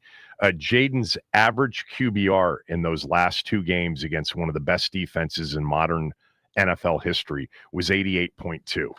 So, yeah, I think you can find some games last year against, Sun Belt teams that he played pretty well against. Logan Paulson's jumping on with us right now from Madrid. First of all, how is it so far? I mean, it's been great. It's been a ton of fun. The city's great. I will say it's a little bit of a shock getting off the plane at 8:30 and then running the day. You know what I'm saying? But other than that, jet lag aside, everything's been fantastic. Well, thanks for doing this. Thanks for making time for us. I'm gonna read to you the text that I read to my listeners and then took calls on. You and I have texted back and forth about some of the Jaden conversation the last few weeks. So I got a text from a serious Skins fan. And by the way, he's, one of these out of the box thinkers. And he said to me this morning, Kevin, I've thought a lot about this. I think we should trade Jaden, max out with 3 first-round picks plus. Ride Mariota. I love JD, but I think durability is not his friend. So I've been taking calls for an hour on this. Now, the vast majority, 90% plus, have said this is insanity, which is exactly what I would say. But caller from Northern Virginia, Logan Paulson, is on line 3. What do you say? I mean, I just say, you work so hard as an organization to find the guy. And there are teams that, will sit with a guy that hasn't shown anything for long periods of time, first-round picks. Think about Sam Darnold when he was with the Jets, or Baker Mayfield when he was in Cleveland, kind of waiting for that moment to be shown. And I look at what Jaden has shown, and he's shown one of the most prolific rookie seasons of all time. And all of a sudden, after a mediocre season, because I think he played pretty well against the Bears. There's the fumble in there at the end that I think are going to make a lot of people mad. The Chargers game I thought was excellent. The Giants game, I thought he looked like Jaden from last year. And then the other games, he's coming off of long stretches because he's been out because of injury. And all of a sudden, everyone wants to get rid of him. It just seems so short-sighted. Not everyone. There are very few that actually want this, clearly. Sorry. I was getting juiced up. Juiced up. But I'm saying, it's so hard for me to look at this and say, that's the hardest thing to do is find the quarterback. And we might have a guy who can do that at a very, very high level, and I want to give him as much runway as possible. You just said might. I think we do have that guy. Do you want to amend the might or not? Well, I mean, I do think there's always this question, right, of guys, because it's hard. An NFL quarterback's hard. There's guys that look at C.J. Stroud, for example, right? I think that's a perfect example of what we're talking about. Came out like gangbusters his rookie year. They haven't managed the offensive line there very well. The pressure is it's affecting his performance on a weekly basis. And I would say that the star that's shown very brightly is a little bit more dim because you've got 2 years of kind of mediocre play. I think you still see the flashes, which keep you going and get you excited. But I do think if you got to build an ecosystem around that player and let them grow and let them develop and let them be the dynamic player that we know that he can be. So do I think he's fully capable of it? If I was a betting man, would I say he's going to be that guy? 100%, but I do think there are other variables that need to be managed and contended, and that's one of the reasons why it's so hard to develop these quarterbacks. Have you ever seen a season that's, devolved over 10 games because of the injury bug like this one has for this franchise and this team? Someone else asked me that out here in Spain, and I can't say that I have, and I'm not like this football his history file. I love the game and I love talking X's and O's, but in terms of the history of the game, I'm not that locked in. And I never played for a team like this. I've never seen a team like this. So it just seems such a steep drop off. Coming out of that Chicago game, it's man, this team has some things to clean up, but I think they are a solid football team. And then since then, defensively, it's just devolved into what we saw versus the Detroit Lions, which was kind of unbelievable to see that level or that lack of production from the defense. So I can't say that I have. And again, injuries play a huge part in that. What did you make of the Quinn decision to essentially demote Joe Witt Jr. and take over the defensive coordinator responsibilities? Yeah, that's something that I don't think he really wanted to do. I think he has a lot of respect for Joe Witt Jr. And I just also want to say I do feel bad for Joe Witt Jr. because I don't think this was a fair hand to be evaluated on because of the injuries. But I think like you and we've talked about, like I think something had to be done. I don't think you can have a run of games like this defensively where at times it just looks non-tenable. It doesn't seem like there's solutions. Something needs to be done. I don't know if it'll look much different because to me, he's going to call plays, Dan, and I think he might have a better feel because, again, Joe Witt Jr.'s first-time play caller, and Dan's done it at multiple stops in his career. But to me, like when I watch the film, it's more the execution of the players, and we can have a conversation about whether that's the scheme or whether that's the players, but they definitely are not on the same page. They're definitely not kind of playing fundamentally sound football. And so I do think something needed to be done. This seemed like the most likely thing to be done. I'm glad Joe Witt Jr. is still on staff. But do we see the changes we need to? I don't have a good answer to that.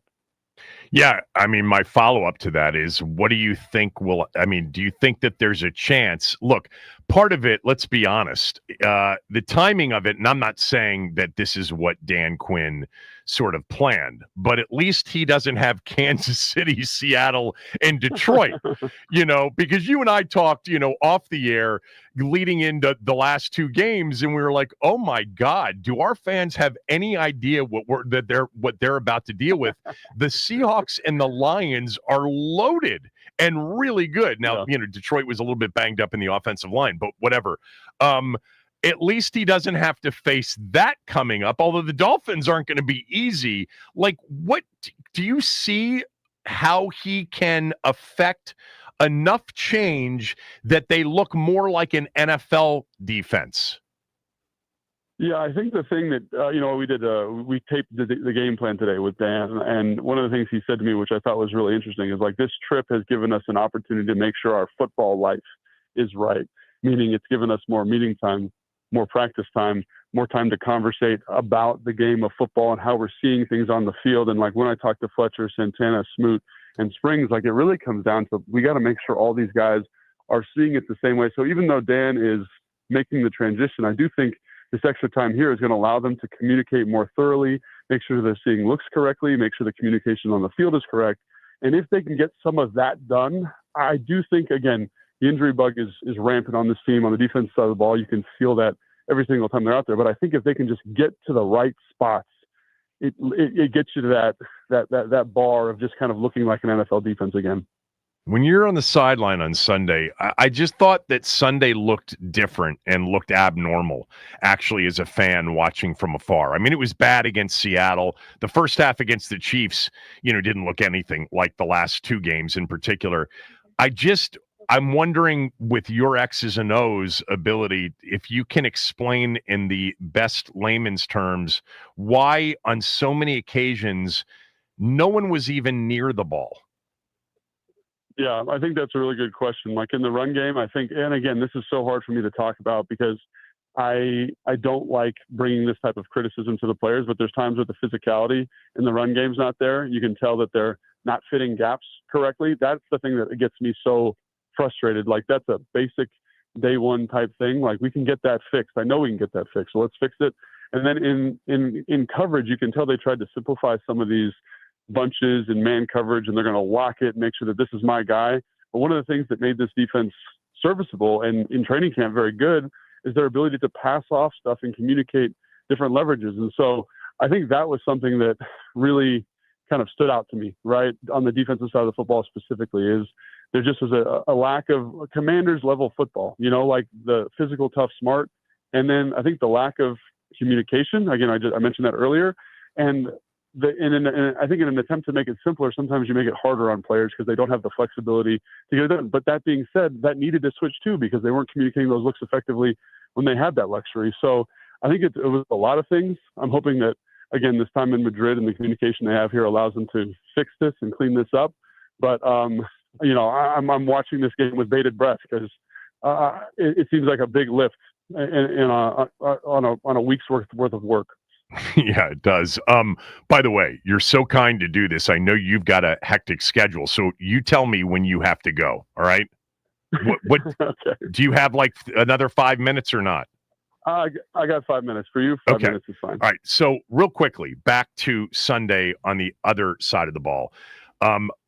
It looked a little bit better. You and I think, talked after the Seattle game about some of the receiver situations they had, even some of Cliff's stuff. What did you think they did better on Sunday on offense that they didn't do against Seattle? Kevin, I lied. This is the last question, but I'll answer this question real quick, and then I got to roll. My producers called me. But so what I'll say to you is this: I thought they did a great job of kind of identifying some of the issues that Detroit was going to present.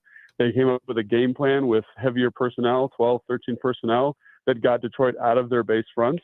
They were able to kind of bring in some new run scheme, find ways to mitigate the effectiveness of man coverage, which has been killing our receiving group. They found a playmaker in Traylon Burks, who is unfortunately hurt now and didn't make the trip here. But I do think some of those personnel decisions, some of the run game decisions, and obviously Marcus Mariota, I think, did a great job reading stuff out, attacking zone coverage, and played some pretty gosh darn good football. So I think it's the plan, the execution. I think the offensive line is starting to gel better together. And because of all those things, I think you see a more productive, more effective offense, and one that and a game plan and a philosophy that I think they can build on moving forward. Thank you for doing this. You're the best. Appreciate it. Enjoy it over there. Thanks, Kevin. Talk to you soon. Logan Paulson, everybody. Logan's one of the best guys. And just being able to, for several of us, I'm far from the only one, to be able to talk football with him and what you learn from him when you talk it with him.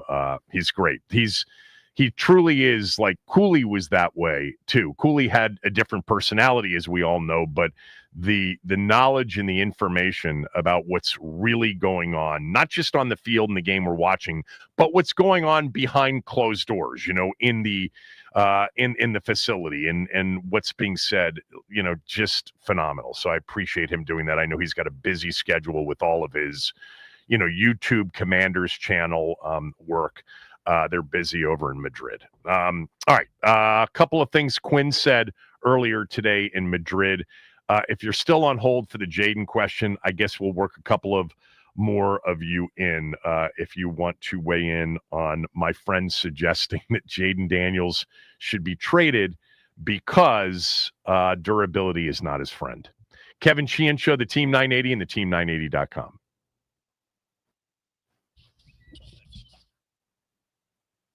All right. Happy Wednesday, everybody. The Commanders have opened the 21-day practice window for safety Will Harris, opening the timetable for return from a fractured fibula he suffered in Week 3 versus the Raiders. And Terry McLaurin is ramping up his on-field portion of his rehab, hopefully set to be back in the coming weeks, according to Dan Quinn today. Caps, they secured a win over the Carolina Hurricanes last night and snapped a 7-game losing streak. Alex Ovechkin notches his 901st goal on a late-game empty netter. Caps get the win by a score of 4-1. The Wizards, they get underway tonight versus the Houston Rockets pregame at 7:45 over on 106.7 The Fan. Tip-off set for 8 p.m. This update is sponsored by the Team 980 YouTube page. Just open the app, type in the Team 980, hit subscribe. Kevin Sheehan is live every day from 10 to 1. You can catch Denton's office throughout all football season. Don't forget to hit the like button whenever you do decide to join us and turn on notifications to stay up to date on all things DC sports. And that is what's trending.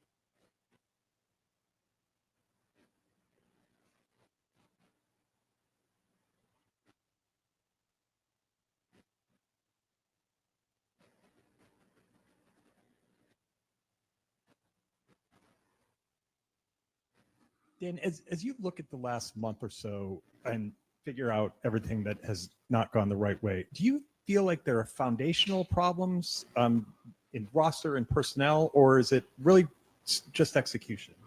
I really feel it's execution. That's where I do feel that way, Barry. And the reason why I've seen where it hits good and I've seen where it doesn't. So had we not seen where we could hit the marks, I'd feel otherwise. So that's what we're digging in hard on. To have this time together, here on this trip, to do those things, that's important for us. But that's what I've been digging in the hardest, man. We want all this dog competing, but man, we want it with the discipline to get it right as well. I love Barry. That's an interesting question. I don't know how, when you bring in a new regime, especially following the chaos of the last regime, which I'm not referring to just the Ron Rivera tenure, I'm talking about the last 24 years of regime and how it left not just the franchise from a football standpoint, but from an overall personality, tone, culture, all of those things standpoint. I don't know how you give it 30 games before you worry about foundation and whether or not, they are establishing. I think it's got to be 3 seasons before I'm not saying it's an unfair question, and Barry's one of my favorites when it comes to columnists in this town, but this season is about execution, and it's the execution because of the players that they've been forced to put on the football field more than anything else. Like, the execution would be better if they hadn't had catastrophic injury counts this year. Yeah, there's certainly a case to be made that we would have found out that this team just isn't up to, competing against the schedule that they have, even if they were healthy. I think we would have found out differently. I think the team would be in a better spot. I think we'd feel differently about the team. I'm not saying they'd be in first place, but I think that we'd be in a spot where we'd still be hanging on for, hey, those last 3 weeks of the season with 2 against Philly still have a chance to mean something. Foundationally, I think they have set a foundation, but I think it takes time for there to be a true conclusion to whether or not the foundation they laid was the right foundation. I don't think 30 games, a season and a half, is enough. And look, we at the end of last year, as great as it was, there was recognition about why the season unfolded the way it did, and the fact that the roster still wasn't up to snuff. We said over and over again, they're doing this with really, really and truly a subpar roster, around the quarterback. I mean, heading into the NFC Championship game, yes, they played in that game last year. Just as a reminder, we talked about how maybe 2-3 players max could actually start for Philadelphia, maybe only 2, and maybe only 1 legitimately. And that was, an acknowledgement. But yeah, I think, the answer that Quinn gave, and he's not going to take the next step to say that the execution's been off because, whoa, by the way, we don't have our players on the field enough. That should be, something that we fill in the blanks on. He doesn't need to say that. That's an obvious part of his answer. All right. Some of you have been on hold for a while, and I want you to get a chance to weigh in on, again, the text that my friend sent me early this morning. He said, Kevin, I've thought a lot about this. I think we should trade Jaden. We could max out with 3 first-rounders plus. We ride Mariota. I love JD, but I think durability is not his friend. So what would your answer have been to my friend's text? Mine was, as I mentioned, at first I thought he was kidding, and I said, good one. And then I said I should do a call segment and act like I'm serious about this. And I said, I think we will get some fans that will agree with you. Now, I'm not serious about this. I think that's insanity at the highest level. I can't even tell you how laughable it is. And from my standpoint, there's no way after 33 years of not having a good chance of having, a high level enough quarterback to compete over a long period of time, sustained period of time, for the playoffs, for the Super Bowl, and now we have somebody with that ability that I would ever think about moving on from that. It just doesn't make any sense to me. Let's go to Drew and Glen Burnie. Drew, thanks for holding. Go ahead. Hey, Kevin, thanks for taking my call. I do agree with Max. We should trade Jaden Daniels, take those 3 first-round draft picks. It'd be more than use that. one of them and get Taylor Heineke, and then bring him back. Obviously, that's the keys to the franchise right there. Yeah. And then, Kevin, I think you're forgetting in 2029, Gunnar Rivers is finally available, and we can bring him back. Phil's son, yeah. I love you, Drew. You're the best. You know, by the way, you should have gone with a different tact. You should have said, I think we can do that because Rivers wants to play again, so we can bring him back and be the quarterback throughout his 40s here in Washington. That's fair, but I figured I'd switch it up a little bit. You know, he's got 10 kids. I got material now for about the next decade. Is it 10 or 9? I thought it was 9. I think it's 10. I want to say it's 6 boys. So yeah, I got a little bit to go. Kevin, if you think he stopped at 9. No, I thought he had 9 and stopped. No, but there's no way. If Drew you got might be 9, right. you might as well have 10. Hey, Drew, serious question after all of these years of calling in about Phillip Rivers, because I love Phillip Rivers. You do think he's a Hall of Fame quarterback, don't you? Yeah. I mean, I don't like the guy as a human being, but yeah, I mean, the stats don't lie. And, you know, you have success over that long of a career, obviously, yes. Why don't you like him as a human being? Because he talked a lot? Kevin, do we have to go back to 2000 to 2004 at the University of Maryland when he would point to the sideline and do the thumb across his throat? Well, remember his last game, Drew. Remember his last game? Which I don't. Which one was that? Was that the Terps Nick Novak? went in on senior day for Phillip Rivers at NC State and beat the Wolfpack 26-24. Very good Was game. it the last second field goal with Nick Novak? Yeah, Nick Novak. Okay, yeah, I do remember that, what's his face forced the fumble on McClendon, the running back.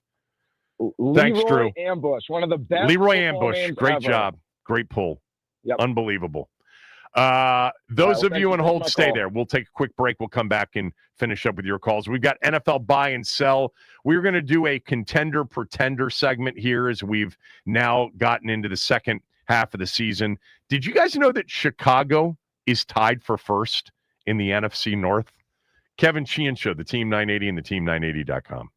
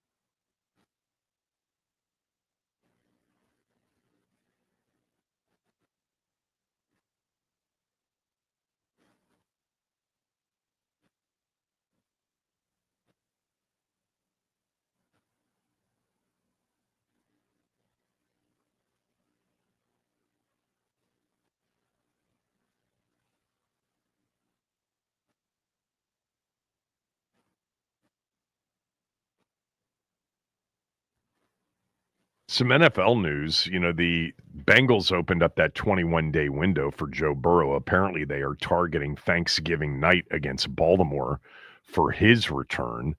Don't laugh, but the Bengals are 3-6. That puts them just 2 games behind the Steelers. They really should have, if they had had any defense whatsoever and could have won just one of the last 2 against the Jets or the Bears, they'd be right in it. But they still play the Ravens twice, including for the first time on Thanksgiving night. But I would view the Bengals like I would view our team. Like if our team, had Jaden come back and Terry come back and all of a sudden it was healthy, the defense is just so horrible. I don't think you can win, enough games. Look at them, 39-38 and 47-42 in their last 2 games. All right. We'll get a few more calls in about my friend's text about trading Jaden Daniels. I want to get to Paulie. Paulie, go ahead. What's up, big fella? Y'all hell to the W, man. You. Hey, man. You friend on lithium or something, man? Am I on lithium? No, it's your friend on lithium. Yeah. What is he talking about, man? Like, you know what I was doing? I'm like, I would have hung up. I would have called 3 of my other friends, and we went over his house and had an intervention. Intervention? Yeah. What the hell you mean? Trade Jaden Daniels, man. Like, the fans of this team is just a love of the backup quarterback, man. Like, you don't get rid of the solution.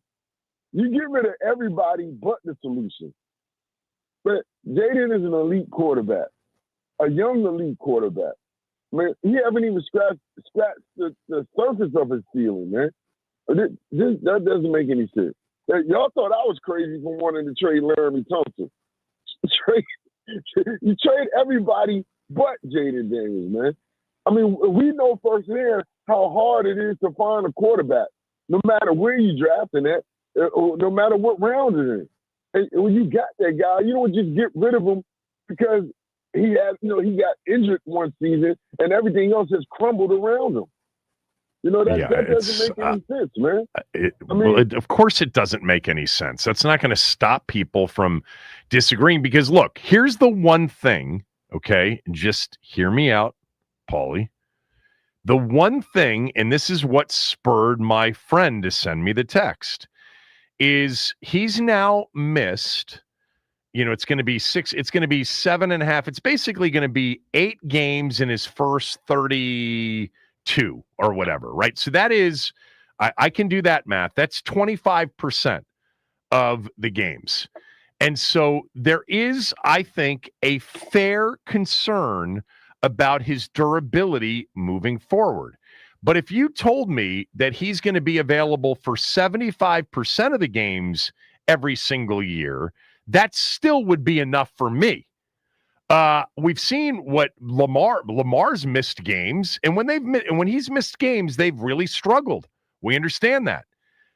But that's the concern that I think it's the people that say that he's not very good or that he's regressed. And it's like you're blind to the fact that he's playing with practice squad receivers who are running the wrong routes. You've got a game plan last week against I mean, that's insanity to me.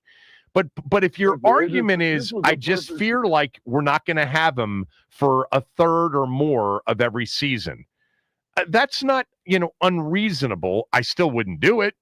But it's not unreasonable if that's your one, supporting. This season was a perfect storm of everything. I agree. It wasn't just the injuries; it was everything, man. With Jaden, and you don't throw for 4,000 yards and rush for another 1,000 yards, and you don't get a grace period off of one season of an injury. You don't just throw that by the wayside and try to start over. It's too hard to start over. It's too hard to start over. Your numbers are a little high on his season last year, but that's okay. Well, I didn't mean just last year, but including the 5.5 games this year. Got it. The first 20 games or whatever it was. Yeah, exactly. Well, that would be closer to 5,000 yards passing. Yeah. Whatever it was, you can correct me all day. I'm just saying it don't matter. Like, you don't give up on that talent because of one season of him being injured, and because he doesn't have a track record of injury problems, man. I mean, the quarterbacks you just named do. Lamar do. The one you just talked about, Joe Burrow so far do. You know what I mean? But do you want to give up on them? I wouldn't give up on them if they was on my team. Right. I know my man G. I know my man G called earlier and gave you Matt Stafford's injury history. You know, 1 year, then next he runs off 6-7 straight seasons without missing the game. Like, come on, man. We got our guy. Let's just go with it, man. This is PTSD radio, man. Sponsored by Zoloft. Like, what's going on here, man? Yeah, well, crazy, you know what? Man. It's that kind of that kind of drug class that the fan base needs this year. They need, anti-anxiety, depression medication, and calm down, because this is clearly, an aberration in terms of what's causing it. Look, it doesn't mean that there won't be some seasons like this over the next 10, but the next 10 better include number 5 at quarterback for me. Thank you. Man. Hey, listen, man. What? Listen, man.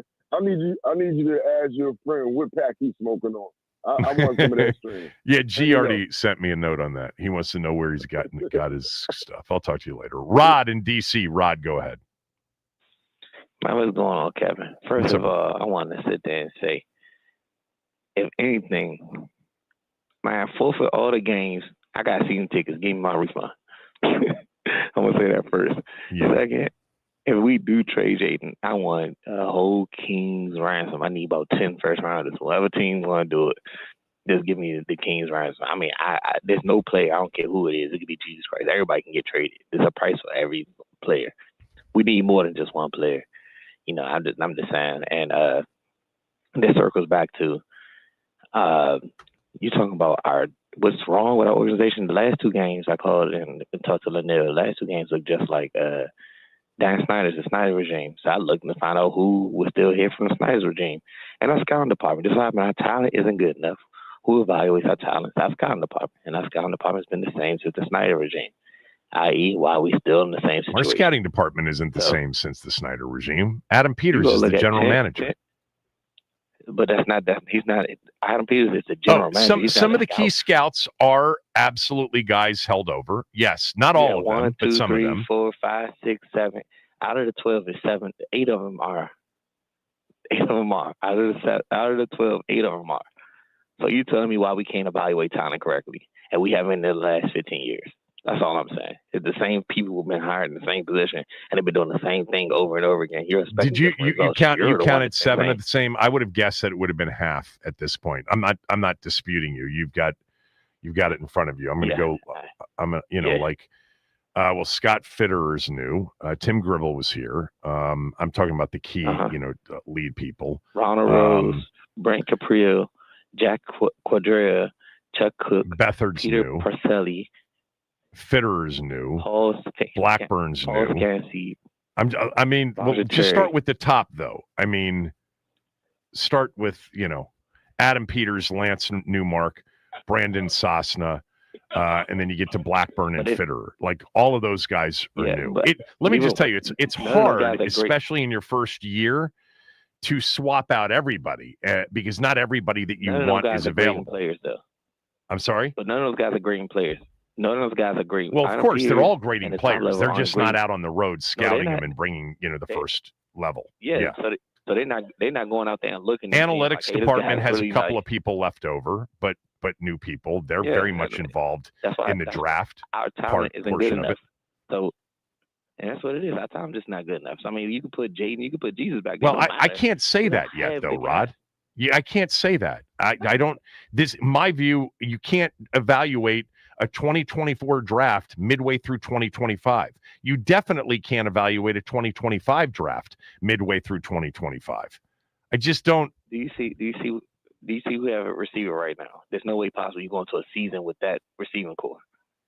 Well, now you're not talking about scouting, right? Now you're talking about just the overall decisions on who they kept on the team. No, pro scouting is a part of it as well. Well, I mean, pro scouting is a part of it. Traylon Burks had 3 catches for 58 yards off the street and then got hurt. Traylon Burks start no. He can't start nowhere else in the NFL. Who did you got want them guys to who get don't at this point? Who was out there that I you would have wanted said pro scouting go get? we need to go take a real hard look and try to go get a Pro real scouting number one, midway through a number 1A. season. Who were you going to get at wide receiver? Oh, this other season. This is what we went to the season with. This chicken was Well, already. we went into the season expecting Terry McLaurin to be available, expecting Noah Brown to be Terry available. McLaurin wasn't even. He wasn't. Terry McLaurin wasn't here. Noah was hurt. Well, I understand that. That wasn't the plan, though. That wasn't the plan of the scouting department, pro, college, or front office. That's a part of player evaluation. Predicting injuries. Your evaluators aren't evaluating. Predicting injuries to a guy that's never been injured before in Terry McLaurin. That's part of their job. But Terry McLaurin wasn't on your team, so you couldn't put him. You couldn't include him. What do you mean he wasn't on your team? What are you talking about? He was under contract to play this year. But was he in the office? Well, no, we know why, but they were planning on having Terry McLaurin here. You can't ask pro scouting, college scouting, the front office to predict that a guy that's never been injured before is going to miss 7 games of your first 10. You can if he wasn't at work. If he wasn't at work, how you Nah. Because he was under contract. Who hasn't made it through a season? So what? There's guys who've been on contracts who didn't show up, and that worked out great for him, didn't it? Well, I just look. I'm not look.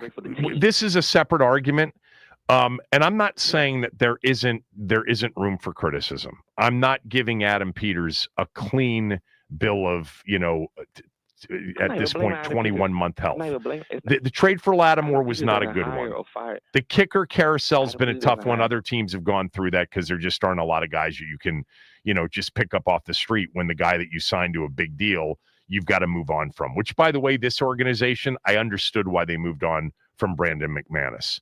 Other than that, the Lattimore and the kicker situation, I just don't know how you can be definitive about anything.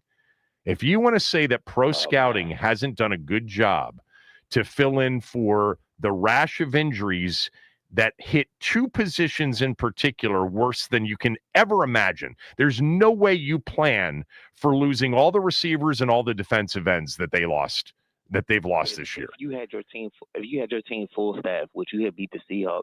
Would you have beat the Chiefs? Or would you have beat the Lions? No, you're not a better team than them full staff.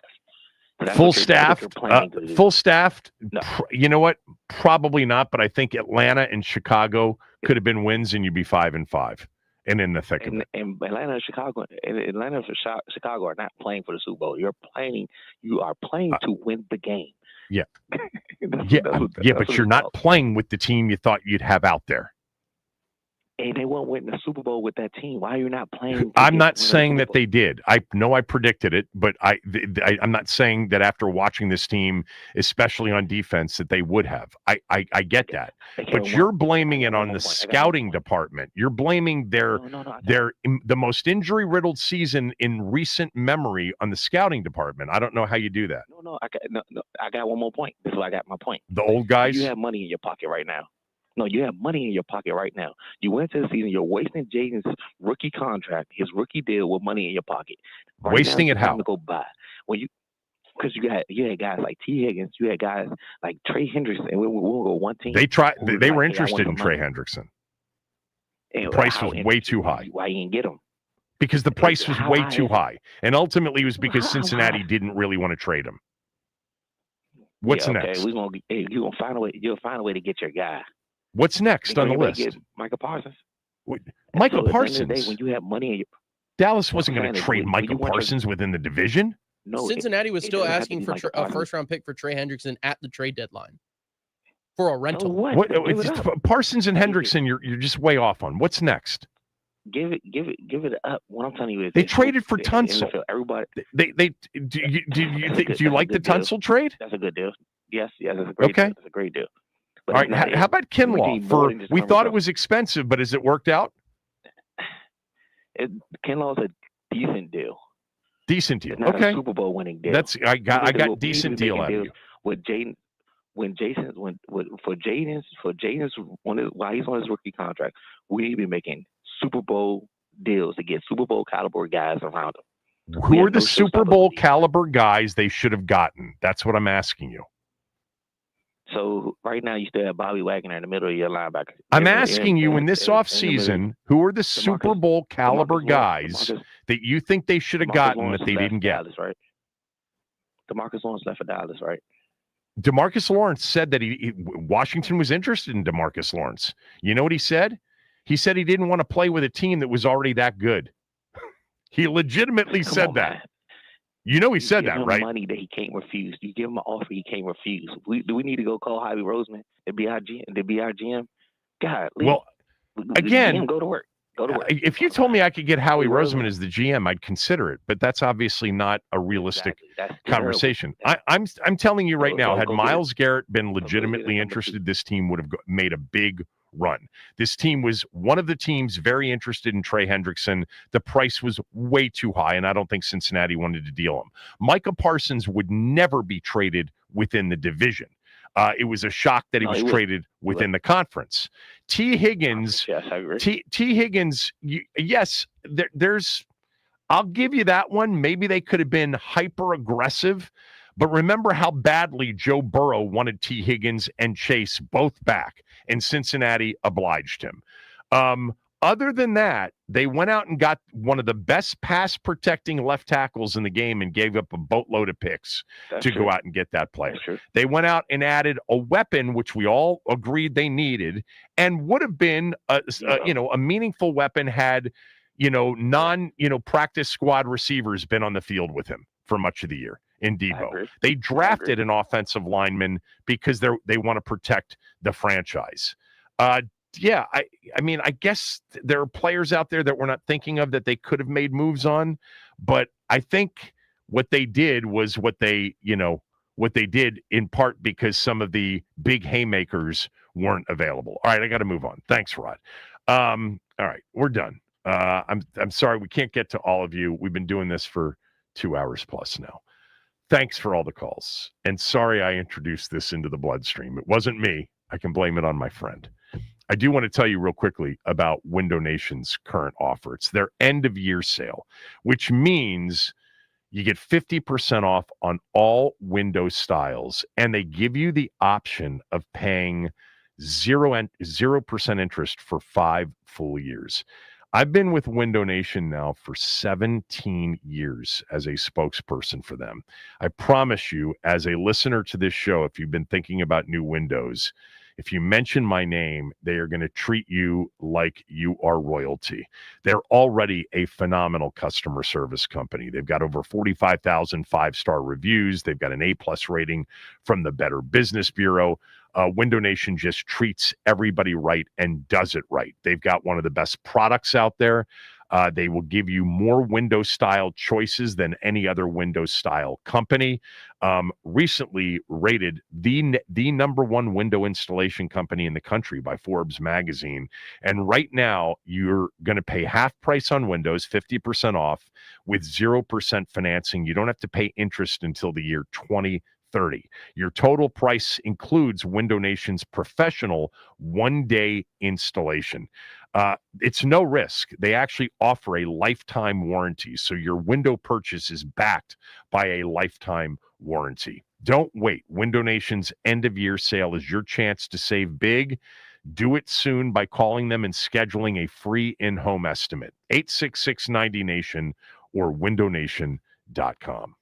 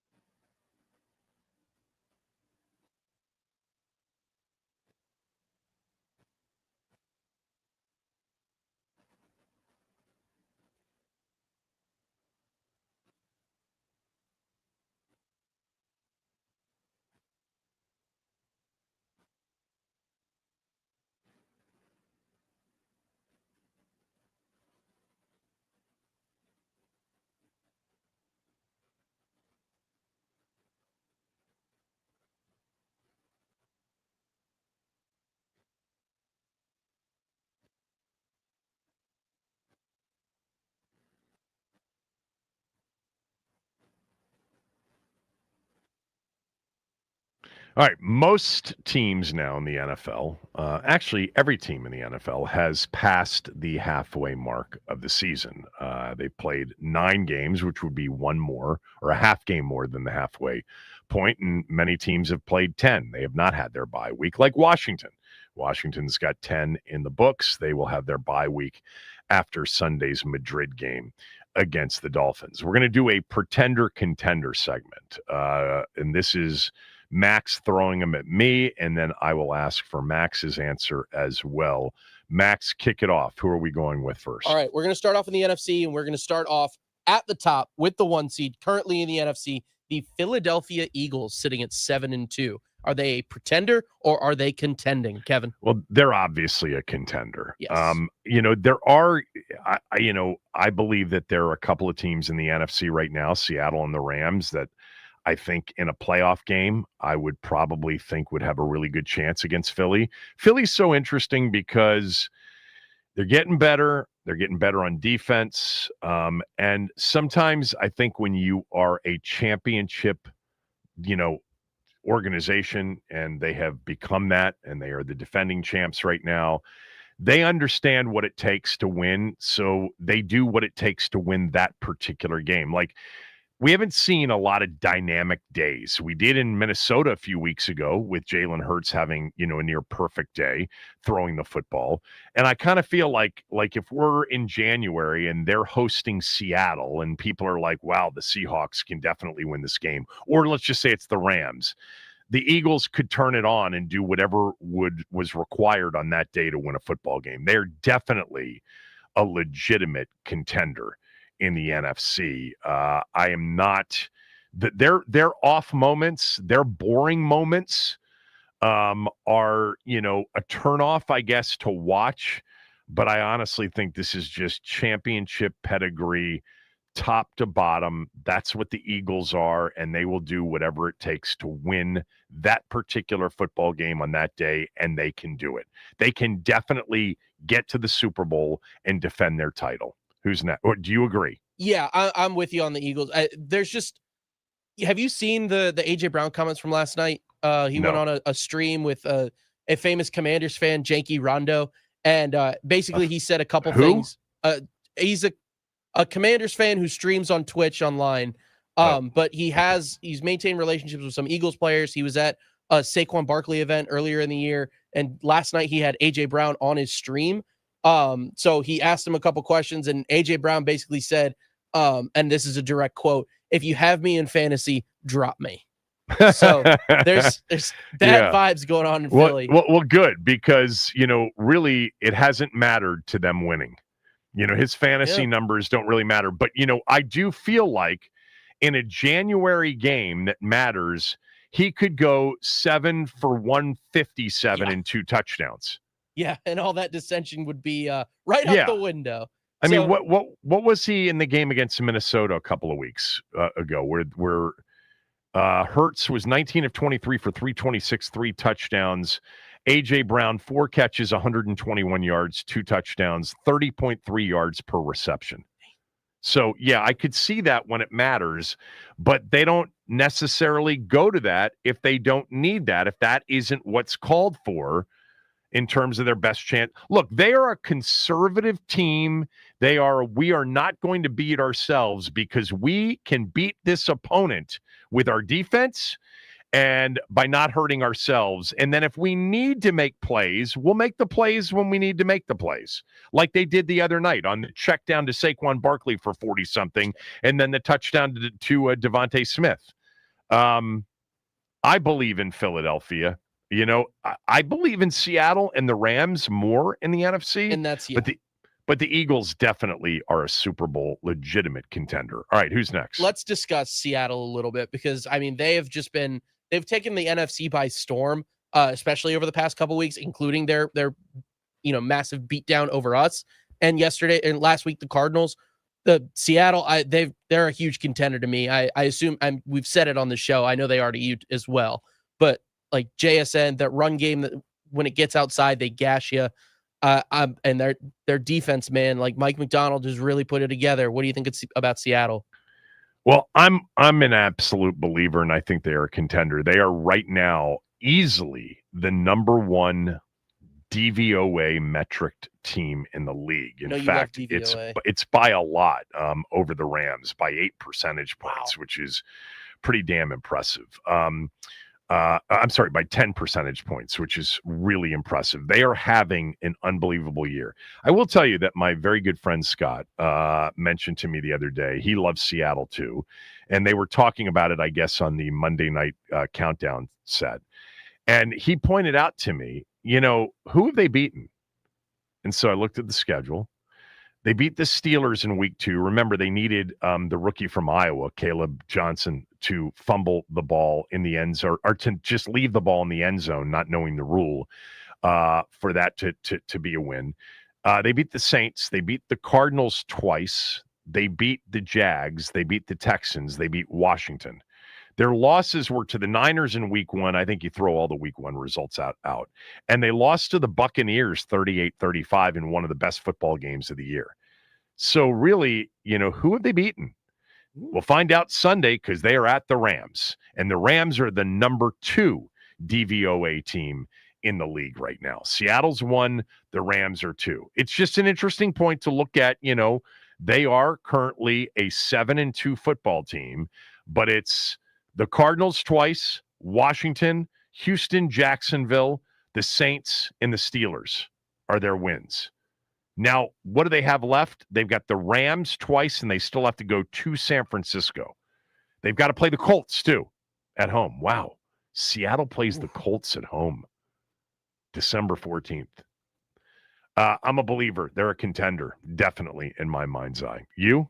Yeah, no, I think they're a contender, but this is a very interesting point that you bring up about who have they beaten. And now, so that kind of spurred on, I'm looking at the money splits on the site that I've looked on before. That's not completely accurate, but it's all I've got. 73% of the bets are currently on Seattle for this weekend, 76% of the money, only 24% on the Rams minus 2.5. So that might be a good spot for my gamblers, including you. The Rams are up to, I'm looking at it right now. I see a lot of 3.5s out there. Yeah, it gives me the best odds. The Rams here, the big difference. Let's go to the Rams next. Yeah, let's do Pretender, contender, definite contender. This is a complete football team with high level quarterbacking and coaching. And to me, the big difference between the Rams and the Seahawks is I will take Stafford every day of the week and twice on Sunday over Darnold. And I think Darnold's playing at a high level like he did last year, but I don't know if you can trust Darnold in the biggest spots. It was hard watching his final 2 games last year. I think he's on a better team this year. Justin Jefferson, Jordan Addison, the whole thing. Remember, Minnesota got banged up towards the end of the year last year. But I think the Rams are more of a contender, slightly more than the Seahawks because of Stafford. Yeah, I mean, I trust Stafford. I trust McVay. They've done it before, so I'm gonna buy the Rams, obviously.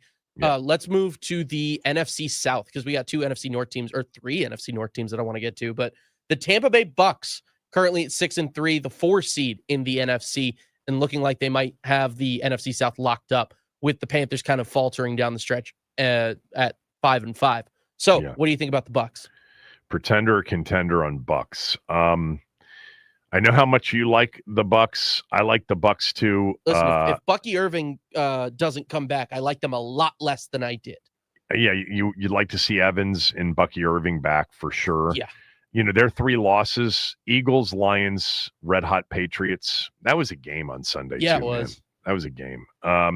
They get the Bills this weekend, then they get the Rams.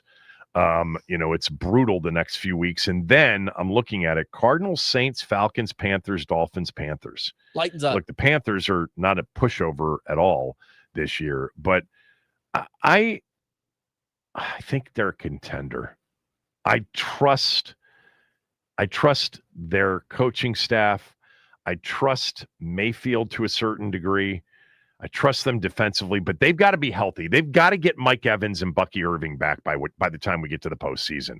And here's the thing: they could, the way things are setting up, they could end up being that 4 seed, as the NFC South winner, playing the 5 seed, which is probably going to be the Seattle Rams runner-up in the first round. Yeah, I'm looking at it right now. They got no timetable for any of them. Mike Evans, What a Bucky playoff Irving, game that or Chris might be. Godwin. You know, think of like that Monday night wild card weekend, Tampa hosting either Seattle or the Rams in a 4 or 5 game. Gonna get a rematch. All right, I say contender. You say what? Yeah, I say contender for Tampa Bay, but they got to get Bucky back because he adds such a pop to the offense. I mean, I know Rashad White's been very good, and so has Sean Tucker. He's been pretty solid in relief so far. Yeah, he has been. But yeah, Bucky Irving just adds that, the je ne sais quoi to it all for Tampa. And I think that Yeah, right. All right. So next up, we're gonna get to the NFC North because they got 3 teams currently in the playoff race. Detroit is the number 1 out of the NFC North right now. Do you think they are a Contender. Or Detroit's definitely a contender. Of course. They're the best of the NFC North teams, I believe. And look, there's some big-time heavyweight games coming up for them. They play the Eagles this Sunday. They play the Rams in December. They've got a game against the Cowboys, the Steelers. They still play the Packers. That's on Thanksgiving Day, the early game. How about that? Detroit, Green Bay, Thanksgiving early. Kansas City at Dallas, and then Baltimore, Cincinnati, maybe with Joe Burrow back. Detroit's the team that I really believe in out of that division. They are a contender for sure. All right, since you already mentioned the Packers, let's go there. Let's get to Green Bay. They're at 5-3-1, 611 win percentage. Big win last week. So, what do you think of Green Bay? I'm gonna lean pretender here. It's not the way I have felt earlier at times in this season. I like Jordan Love. I believe in Jordan Love, but only to a certain point. I mean, what was he in that game against the Steelers at one point? 20 for 20, like he completed 21 consecutive passes. The game he had against the Cowboys. I mean, there are games in which you watch Jordan Love and you're like, yeah, he's it. He's him. 29 of 37 for 360 yards, 3 touchdowns against the Steelers. They have scored 10 points in a game, 13 points in a game, and 7 points in a game. That's not a contender. Mm-hmm. Their defense is great. I mean, it's lights out great. They're well coached. You know, that stupid play he made at the end of the first half, that's a game in which field goals actually have a chance to help you win the game. And they are in field goal range in a scoreless game end of the first half. What is he doing? What was he doing against the Browns at the end of that game? I'm going to lean pretender. I mean, I think they're going to be in the postseason, but I don't think that they can do it, over the course of, let's just say 3 games, because I don't think they're going to be the 1 seed to get to a Super Bowl. So from that standpoint, I say pretender. What do you say? Yeah, I'm kind of in the same line of thinking. I just don't think that they're going to they'll be there, but they won't make any noise, and they'll get beat off of Jordan Love just getting pressured to hell, and he's going to look like a pumpkin. That's usually kind of how it goes for Jordan Love, especially late season in the playoffs. So that's kind of where I'm at on the Packers. Next up, the Chicago Bears, 6-3, second in the NFC North. They have won 2/3 of their games. They got Minnesota coming up, and they just came off a big win over the Giants with Caleb pushing it right into the end zone inside the 2-minute warning. What do you think of Chicago, Kevin? Because I think that, to me, they're a pretender right now, and this might be me hating, but I just don't see it. I don't see late season success against some of these top teams. What do you think? Pretender. They're definitely a pretender. I mean, first of all, they've got an issue too defensively. They're not very good. They gave up 42 to the Bengals. The Giants were moving the ball up and down the field. The Ravens crushed them. Washington, scored 24, but remember, they left 17, on the table with 3 turnovers and a missed field goal in that game. So, that was an offensive night Washington had that, they moved the football basically on every drive. I don't think they punted in that game, right? And they just turned the ball over 3 times and missed a field goal. So Chicago can't live off Caleb Williams trying to run for, whatever he ran for against the Giants. So what were his rushing numbers the last 2 weeks? They were big, right? Let me pull it Caleb up. Williams rushed for 63 yards against the Giants. He rushed for 53 yards against Cincinnati. Look, he's proven to be a gamer in these games, but who have they beaten? They've beaten Dallas, Vegas, Washington needed 3 turnovers, the Saints, the Bengals, and the Giants. I think more importantly is what will their record end up being this year? Will they have a winning record or a losing record? They're 6-3 right now. They play the Eagles. They play the Packers twice. They play the Niners. They play the Lions. They play the Steelers. They're on the road against the Vikings. I think it's still possible they could be an 8-9 football team when all's said and done. Total pretender, Chicago. Yeah, I don't disagree. All right, we're going to wrap it up with one last team out of the NFC. They're on the outside looking in right now, but could definitely make some noise if they get some wins down the stretch. The San Francisco 49ers. They are beat up. They do have Mac Jones as their quarterback and maybe Brock Purdy eventually. But what are your thoughts on the Niners, Kev? Because I just as don't much know if as I see I it. love, everybody named Shanahan, including Kyle, even though Kyle and his father are far different personalities. Mike, incredibly likable. Kyle can be, a little bit different. I think this is a pretender right now. I think they are doing it with smoke and mirrors right now. Look, the last 2 good teams, good defensive teams they have faced, the Texans and the Rams, they really were not in either one of those 2 games. The Giants, their defense gave up 24. They won that game. This is going to be tough for them. They have a nice stretch of schedule coming up. The Cardinals, Panthers, Browns, Titans before they finish with Colts, Bears, Seahawks. But so they're going to be in the mix for a wild card, but they're not in the mix for that division, in my opinion. I'd say much more pretender. This is a football team that could be 9-8, maybe 10-7, and grab that 7 seed in the NFC playoffs. Are they the 7 seed right now? No, the Niners are currently the 8 seed sitting behind They're the currently Packers the at 8 7. seed. Yes. So they could. The Bears are currently the 6, so they could replace the Bears and end up being a playoff team. But they're not in the class of Seattle and Rams in their own division. Yeah, I'm kind of with you on the Niners, especially with how they looked last week against LA. I just don't think. I mean, you got to still play Seattle a couple times too, which is just going to be tough for them, especially with how good that defense is. So yeah, I'm with you on the Niners. All right. as Well, a you want to finish pretender. up with the AFC on the other side? Let's do it. Let's do that. Kevin Sheehan Show, Team 980, and the Team980.com.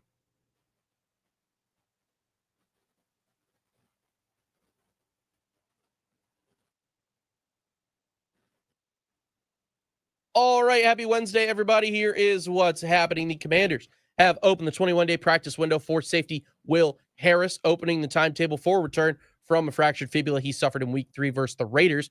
And Terry McLaurin is ramping up his on-field portion of his rehab, hopefully set to be back in the coming weeks. Last night, the Caps also secured the win over the Carolina Hurricanes and snapped a 7-game losing streak. Alex Ovechkin notches his 901st goal on a late-game empty netter, continuing to set the all-time goal-scoring record. Caps get the win by a score of 4-1. Tonight, the Wizards, they get underway against the Houston Rockets. Pregame at 7:45 over on 106.7 The Fan. Tip-off set for 8 p.m. And then right here on the Team 980, Georgetown set to get going against the Binghamton Bearcats.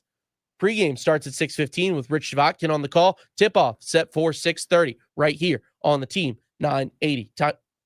This update is sponsored by the Team 980 YouTube page. Just open the app, type in the Team 980. Hit subscribe. Kevin Sheehan is live every day from 10 to 1. You can catch Denton's office throughout all of football season. Don't forget to hit the like button whenever you do decide to join us and turn on notifications to stay up to date on all things DC sports. And that is what's trending.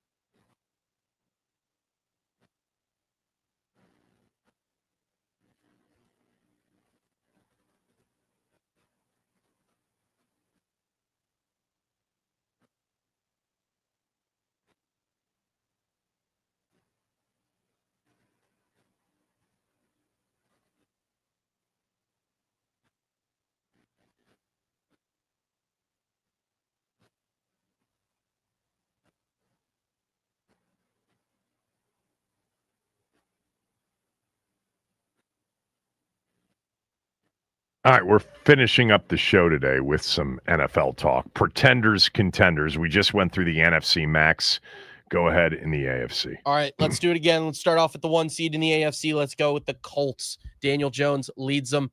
Jonathan Taylor, a perennial MVP candidate so far this year. He just continues to put up 200-yard games with 3 touchdowns. They look unbelievable right now, but they did have that loss a couple weeks ago to the Steelers. What do you think about Indianapolis, Kev? So I would have said 2 weeks ago, absolute contender.